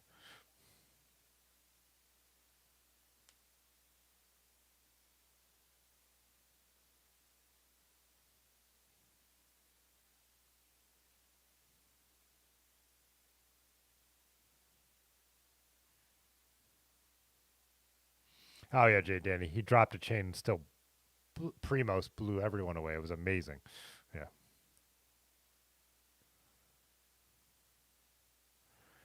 Shane, you were talking about the modern replaceable derailleur hangers. That's such a good invention. Some Surleys, I think, still have integrated hangers. It's a problem on my Raleigh. I've bent it, and it's been bent back a couple times. But if I bend it a couple more times, it's gonna have to go to. If I want to save that bike, it'll have to go to a frame builder. Yeah. Um, how do you manage? You hope you don't break it. There is no managing. It's a problem. When I ripped my derailleur off, it bent that hanger, and Yonda bent it back for me, but I know it's weakened now. It's not in the. So yeah, it's definitely an issue. Well, see, if you don't buy SRAM stuff, the shifters aren't that outrageously expensive, so you can run a two by. There must be another Ron here. I big ring everything. Oh, Jay Dan, do you think one by is a better aesthetic? Yeah, I don't. I don't at all. Especially when we're talking about like 9-speed Shimano or Campy or just old spiders that are beautiful old French bikes. Like there's no two bys look way better. Or like the Velo Orange crank sets. Those are White Industry two bys. Those are beautiful.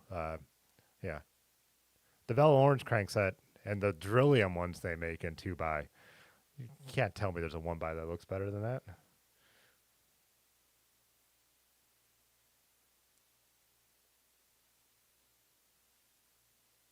Yeah, Pudgy was saying a lot of mid-level steel frames still don't have replaceable hangers. Yeah, replaceable hangers are better.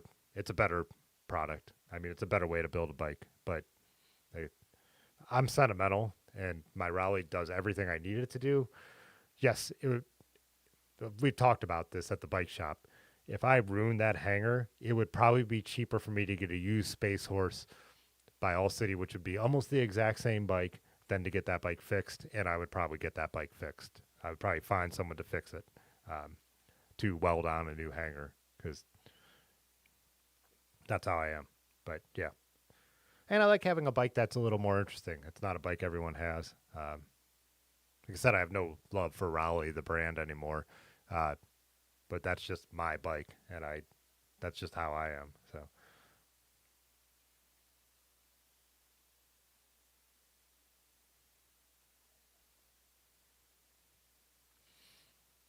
So Patty, you think one by looks super clean, but you still like the two bys and the three bys, you know? Yeah, three bys look a little crowded depending on the bike. But some of the three by mountain bike stuff from the '90s looks cool. I think some of the Shimano stuff. My three by 105 9-speed group set I think still looks cool. But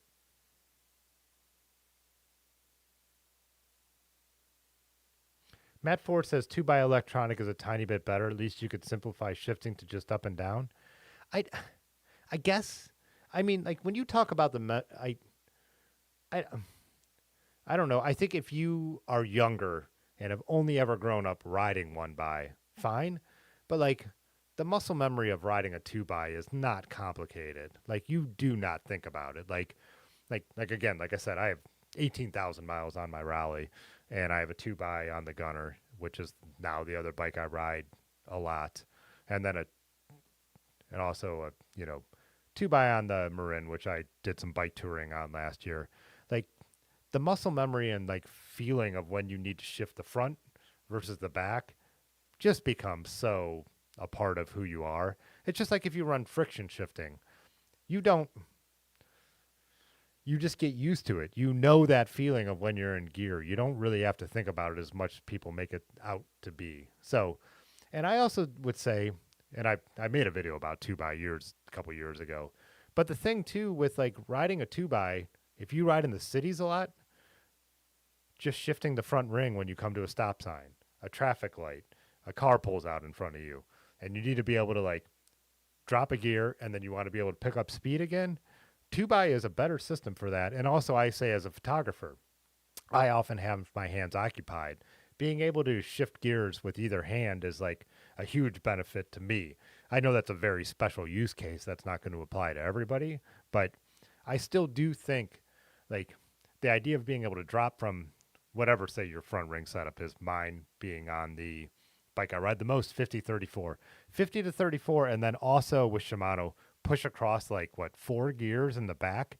Like one by can't compete with changing the gear ratio that fast in any system. So uh, there are still benefits that one by can't compete with two by in. And I get that everybody gets by on one by and everyone likes one by, and that's fine. But like you're still giving something up with one by, and operating a two by is not complicated once you've done it for a week. So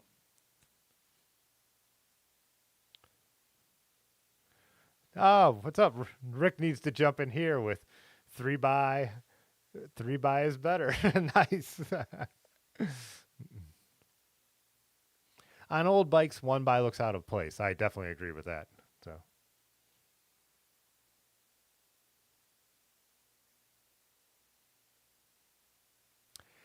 Jay Dandy says three by is redundant and unnecessary with wide range cassettes, which can be true in a way.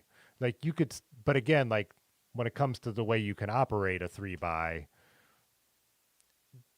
the only factor is not the fact that you could get enough gears on the rear. Like, plus, like we're saying, if you're certain vintage bikes, you might not be able to get a modern cassette on there. But whatever, I still think there's a shifting thing. So. Raymond said, Jesus, sorry to bring it up. Oh, we're having fun.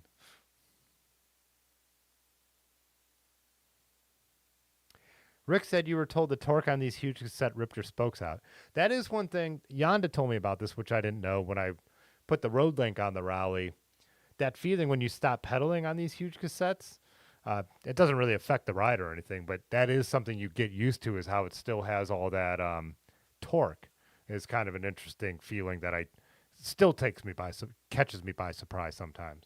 But again, if it's all you ever rode, you've had a 50 on the back, you probably never notice it, but that torque does. I've never broken spokes because of it, but that torque is noticeable, a noticeable change in the way a bike rides when you stop pedaling.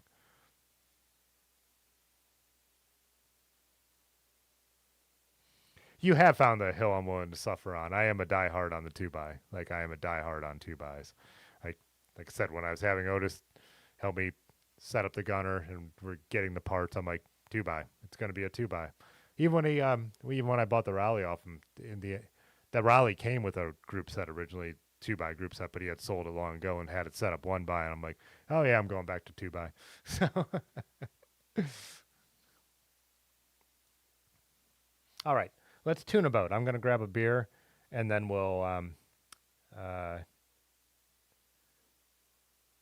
it's 10:38. Yeah, we'll do like a little wind down, like maybe another 10, 15 minutes.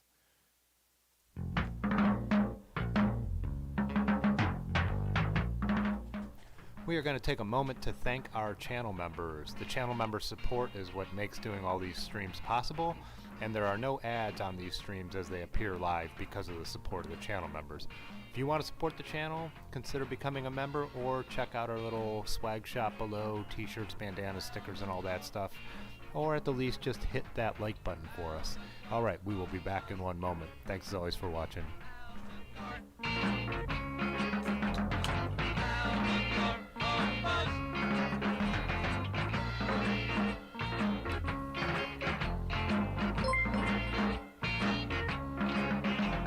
Putty Pedal Pusher Super Shattered $1.99. Rick Urbanovsky Super Shattered $1. Tim likes but stuff.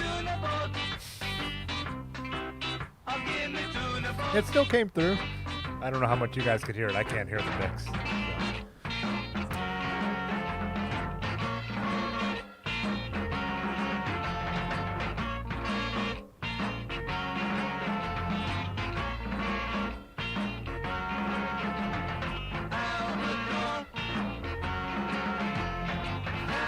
Jay Dandy.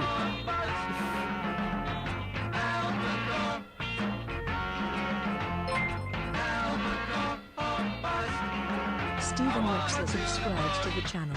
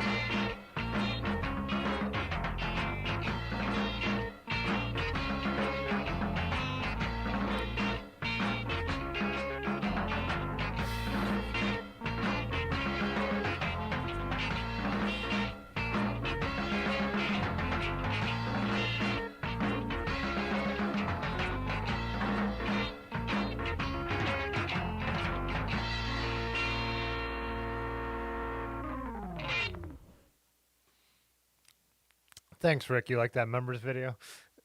So I noticed from your Instagram, it looks like you are getting back out there a little bit. We'll have to chat off the stream, but I'd be interested to hear how, in more depth, how you're doing. So, but I'm glad you're here. Really glad you're here. You weren't able to hear the super chat, Pudgy? For me, I can't hear the Tuna Boat song, but your audio came in and the equalizer showed it coming on. It must have just kind of mixed in. So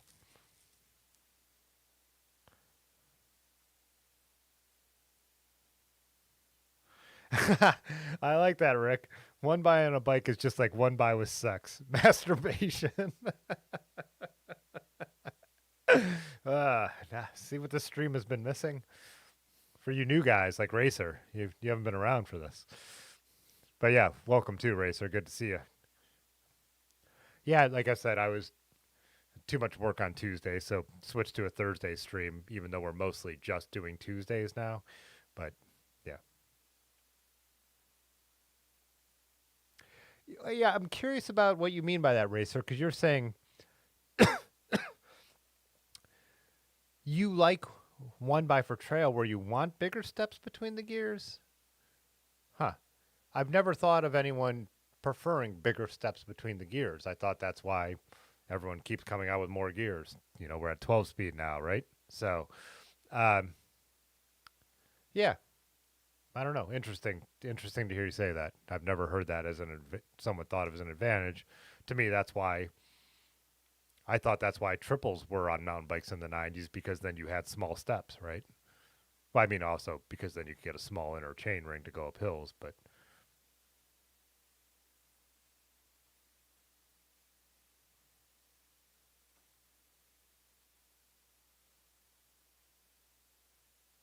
oh, you got a head shock on that old Cannondale? I passed two people riding those vintage Cannondales with the head shocks. When was it? A couple weeks ago. But yeah, it like really caught my attention. I'm like, it was like a husband and a wife, or a boyfriend and a girlfriend, or brother and sister, I don't know. But they were riding like the same Cannondale in the same colorway in two different sizes with that head shock. But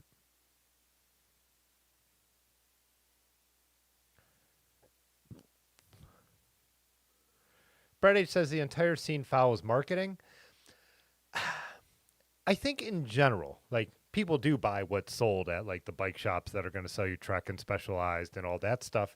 But I think the alt cycling has had a huge effect on that not being the case. You know, channels like Pathless Pedaled have had a huge effect. Like he's even been able to get like, you know, he's bringing back those, or he's making the new friction shifters that are going to have enough throw to operate modern ranges and stuff like that. And you look at Rivendell, and what is the place that he just interviewed who makes oh man, they make Soma, all the interesting stuff. So I do think marketing and like the big brands and the needing to innovate and have new products to sell you drives a lot of the cycling world, but I don't think it drives all of it. I think all of us sitting here right now are a testament to that not always being the case, right? So a lot of us. So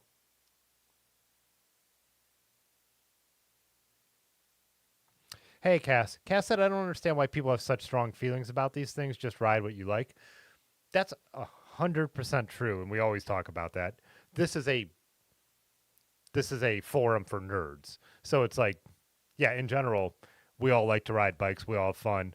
When we go ride bikes, we don't ever argue about any of this stuff or discuss it. Like when I ride with Pudgy, I've ridden with Rick, you know, I've ridden with Jay Dandy, like, and a bunch of people from the channel. We just go out and have fun.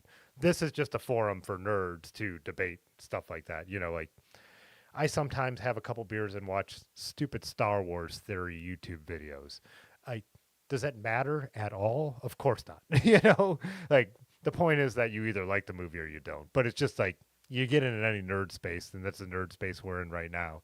And I think you guys have probably seen the attitude in my produced videos is very different, because I would never, like, I want everything to be pretty welcoming, and I want people to go out and ride bikes and try new things on their bikes. And, you know, you need to have a bike that's not going to break down and capable of what you want to do. But I really don't care about what it is and what works for you. Um, this is just nerd chat. You know, this is a bunch of people who are into bikes, like nerding out about the nuances of it. So, like I said, I think Ronnie's a little bit too much. Ronnie Romance, who runs Ultra Dynamico, a little bit too much of a stickler for my tastes, but that's fine. You know, he puts on one of my favorite events of the year, and he's one of the coolest human beings, and it doesn't really matter. I could like sit here and be like, I'm never going to hold myself to these little rules, but yeah, just having fun. And I'm not like, I've been told this in my life a bunch. Like, me and my friends used to love to debate stuff. Like, I used to debate politics all the time. And my one friend Kyle, um, I remember there was a person who didn't usually hang out with us who was standing there, and he was like, "What are they arguing with each other about?" And it was actually Dave who works there. He's like, "They're not arguing; they're agreeing with each other. That's just the way they talk, you know." So there you go. But yeah, we all agree. Like, the most important thing is to go out, ride bikes, have fun. Um, don't let like this kind of stuff stop you in any way. It's funny. That's why we post. You know, someone posts a pic of their bike, and it's not the drive side out. That's it. We hashtag DSO. You got drive side out for photos. But again, it's just a fun. It's just a fun. It's for fun. It's a fun rule. But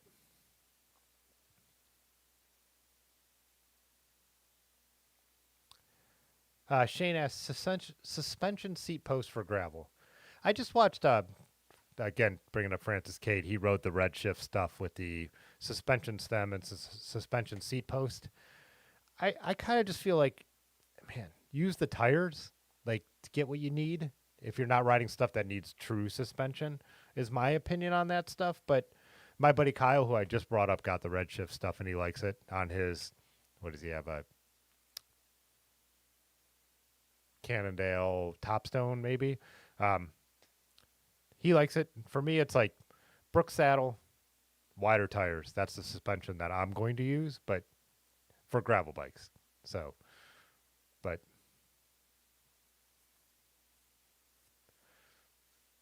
but again, like Pudgy said, if you like that stuff, run it. That's why I like steel bikes. No one's going to convince me that they don't have built-in suspension. I like raked forks on a lot of bikes because that's suspension. The titanium bars I'd put on the Rowley, like to me, has given me more comfort in my ride than any other upgrade I've made to my gravel bike. Um, just and my bars, granted, were overly stiff, so a huge change. But wider titanium bars had a huge effect on the ride quality for me. So I don't like to introduce unnecessary moving parts if I don't have to, which would be one of my philosophies. And this is less equipment bickering and more of like practical advice, in my opinion. I do not like moving parts that can break.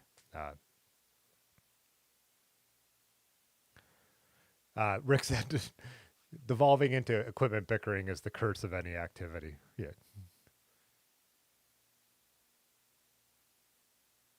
Yeah, and Pudgy said, I'm way behind on the comments. If you ride with us, you see an infinite amount of bike builds go on the same ride, and that's how I got into cycling. So like back into cycling, I've always liked riding bikes, but when I became like aware of the broader cycling world, besides just being someone who owned a bike, we when me and my friends rode on Wednesdays, there was, like I said, I've said this before. Large was riding a fixed gear.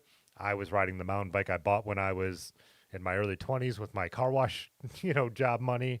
There was a guy on a fat bike. There was a guy who dressed in full roadie kit and rode a road bike. Nobody cared at all. Like we were all going out to ride bikes and drink beers, and like the bike you rode had nobody cared. Like, but that's how I learned about bikes because I would see something completely different and ask those questions while we were sitting there having a beer. So, yeah.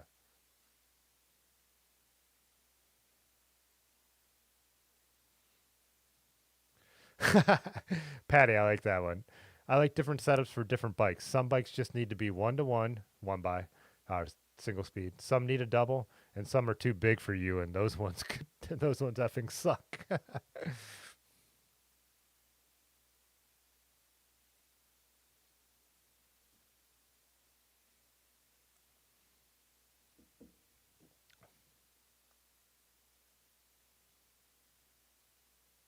I like Jay Dandy's comment here too. Ride what you like, but argue with your friends. How else could dudes express their feelings of love to other dudes? Yep, that is so true. I mean, like, yeah, just what we do. You know,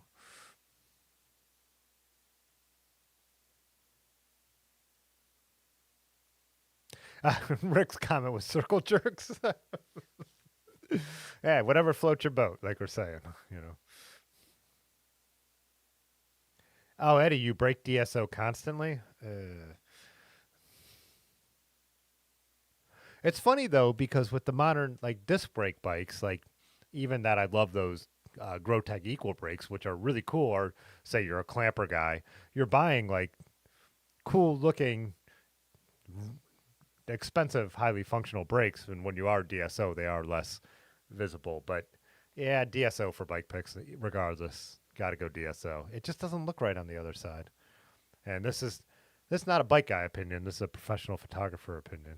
You know, line up those valves, cranks level. You know, I break those rules. I don't always line up the valves or get my cranks level, but DSO for sure. Drive side out.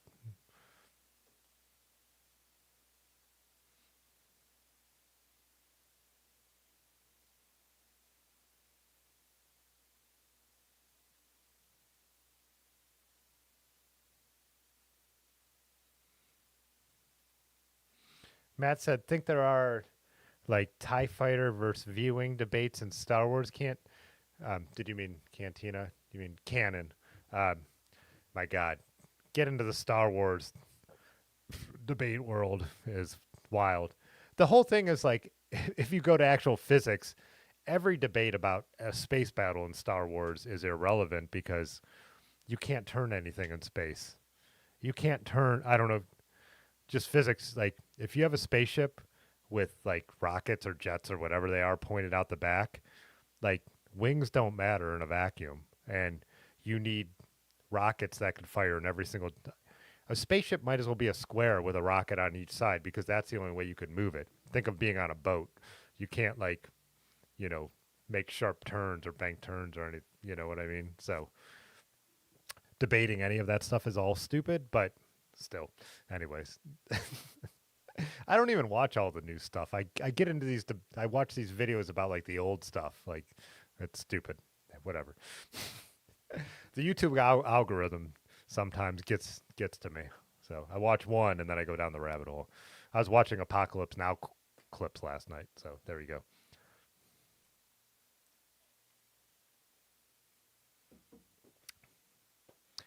Racer, you said you feel like Redshift could be cool, just the price of entry. Yeah, their non-pro stuff isn't outrageous though, isn't that like? Isn't the non-pro seat post like $50? I mean, that's less than the Thompson seat post I have on the Marin, right?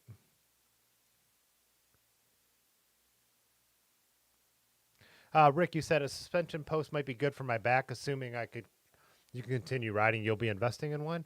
Yeah, you know what, Rick, the sweep bars on the Gunner have been better for my back than anything else. I'm not saying a suspension would help, but having a bike with 55 mil tires, Brook saddle, and sweep back bars, it's the being upright that is, for me, having the most effect.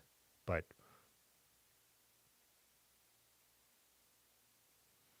for someone going to bed at 10 p.m., 11 is looking more realistic. Yeah.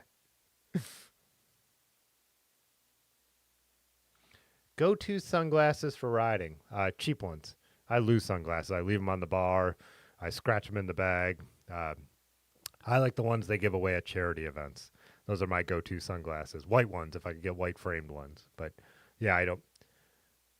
Gooder are great glasses. They're like $20 with polarized lenses, and you know, not that I want to throw away $20, but if you do lose them or scratch them, you're not out a whole bunch for a solid pair of glasses.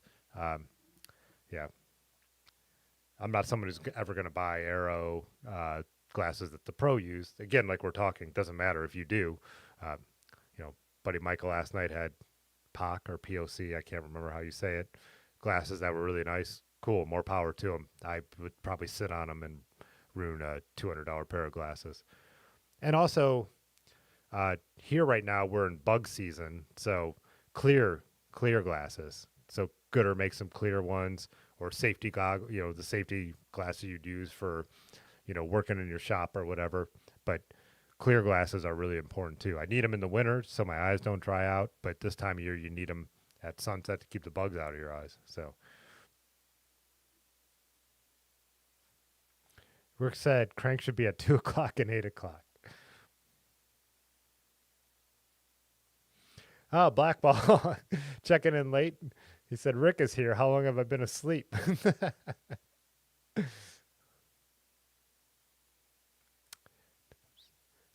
Jay Dandy said he likes his, I'll give it to Fosi sunglasses that you recently lost. Yeah, I don't even know. Are TIE fighters titanium? I like that question. Yeah. I can't remember. Does TIE stand for something? Because it's TIE. I think it does, but total integration engines. I don't know.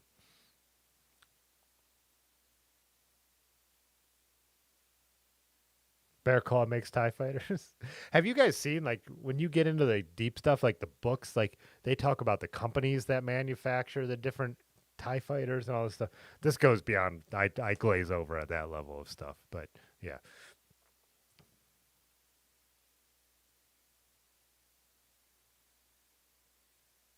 Patty Redbeer said, watch The Expanse. The Expanse for sci-fi that's got decent attention to physics. And good storytelling too. So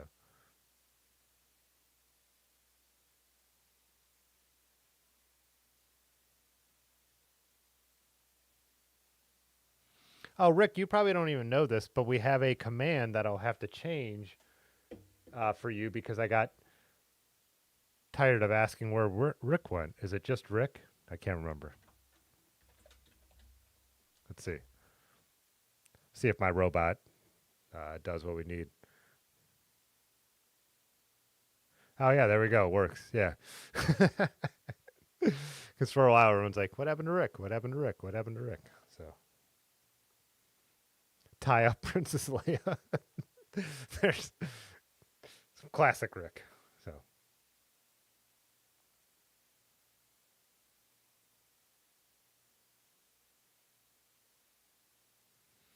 Racer says when they blew up the first Death Star, evil was punished, no problem. But on the second one, they had independent contractors working on that thing. Plumbers, aluminum siders, roofers.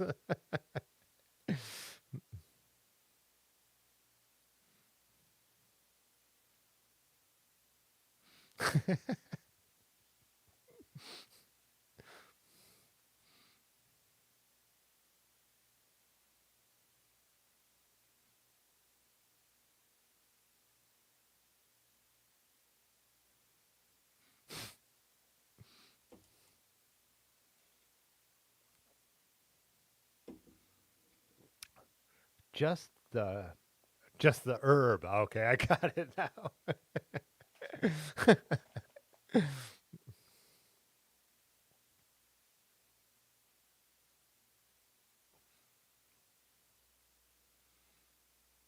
Yeah, we got a pudgy one too. We got a number of commands in there. I can never remember them all.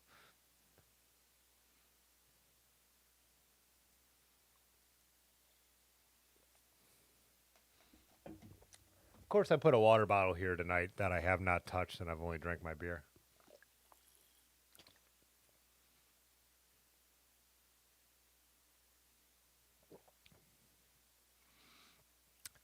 Yeah, Racer, I don't know, Yeah, that's what we, they at Nuremberg after World War II, we had the just following orders debate, and we decided we're still going to hang some of those motherfuckers. So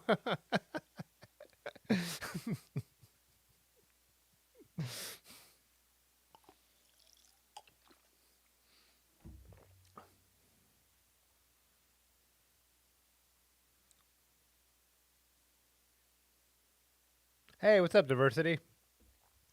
Winding down. I need to wind down. I need to actually. I want to put the heating pad on my back on the couch and watch a YouTube video or two before I go to bed. But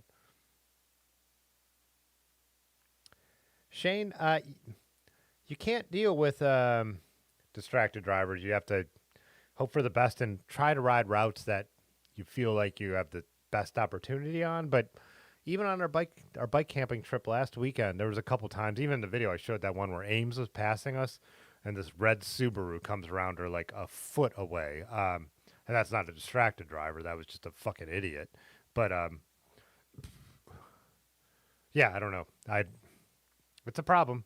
Uh, I know that I could get taken out by a car one day, but I'm still going to ride the way I want to.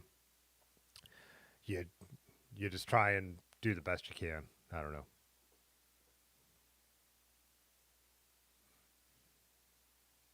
Hey, what's up, Lanky? Where's Yonda? Yeah.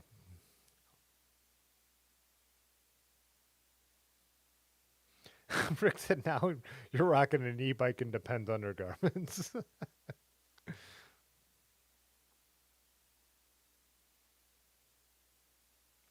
I don't know, Racer. Pudgy might know the answer to that question.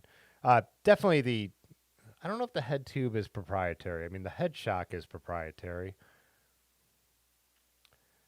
But putting a regular fork in there, I think would be like putting a suspension corrected fork in there, right? I don't know. Pudgy might know the answer to that. Okay, it's Cannondale. It's proprietary. But gravel specific undergarments. Diversity Love said heating pads are nice. You got a heating blanket. Yeah. Have not needed that around here as I was talking at the beginning of the stream. It is hot. It has been we're in July weather right now. Today must have been 80 something, but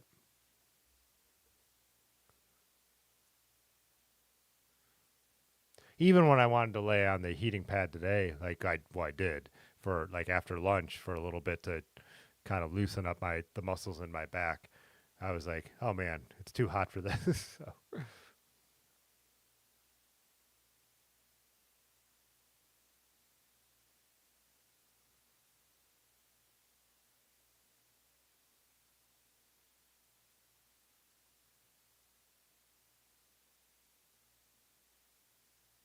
Oh, there we go. But you said head shock, head tube size are 1.5, so just pretend it's a modern gravel bike or mountain bike. Interesting. Oh, Chris, it's up. Even the heat is up there in Toronto too. Yeah, because sometimes the way the weather patterns could move, Toronto could be pretty different. Toronto all winter. You guys had a completely different winter than we had down here, because we had no snow. So, yeah, the other side of the lake. But an infrared heating pad? Is that a joke or is that for real? Oh, and Racer, you guys are hot in Minnesota now too. Yeah, yeah, it's across the whole region, right? Patty from Arizona, just a totally different perspective. It was only 84 degrees here today. Luxurious. Thanks, Diversity Love. Yeah. So get this. I haven't told you guys this yet. So I've always been the one with the back problems. Erin goes to finally, she wanted to take her bike. She has one of the hitch mounted bike racks. You've probably seen it in the videos. It holds 3 bikes. She wanted to take it off so she could get her car through the car wash. And also, you know, Otis and a couple of us have been telling her, we need to pull that off, re-lube everything. It's been through a couple winters on the bike. She goes to take it off. She hadn't loosened one of the bolts enough and really like cranked on it. Erin threw out her back the same way I have and has been barely moving for 2 days now. So, of course, and she was like, it's kind of stressful. And she was about to, I think in her mind, about to say, like, and just switch tacks. She's like, you know exactly what this is like. This has been your life. So, yeah, unfortunate, but, and I've, went over there, but like, keep saying, like, she's helped me out so much. So I'm like, if you need anything, I will drop whatever I'm doing because she has taken care of me so much with my bad back. So,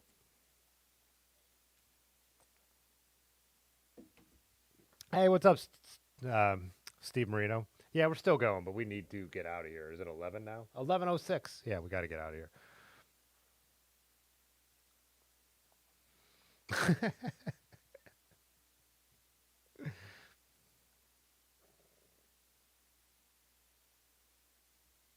Hey, what's up, James? At least it's still the dry heat. Yeah.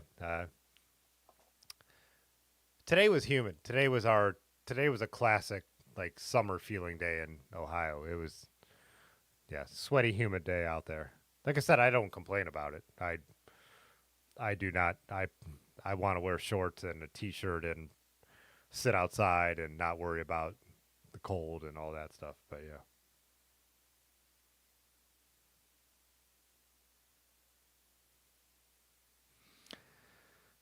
No way, racer. That diet will not work for me. Plus, like I said, I'm mostly vegetarian, so it'd be really tough to do keto. But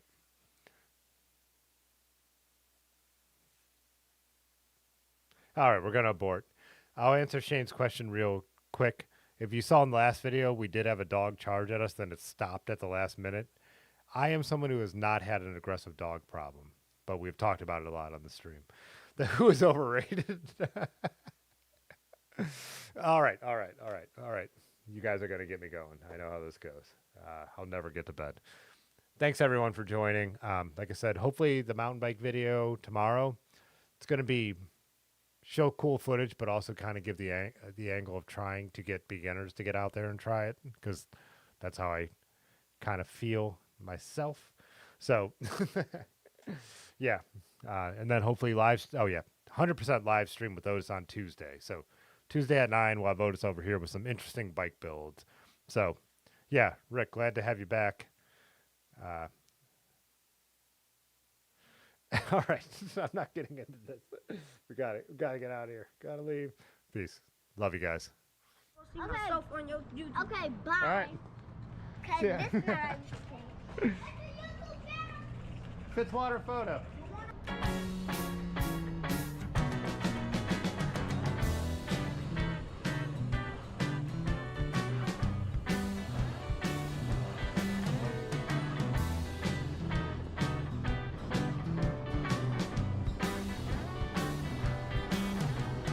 In the awful way, holiday, holiday today, and all I want to say, holiday, holiday today. You catch the first train home, proud to be alone, yeah, and all I want to do is to get with you.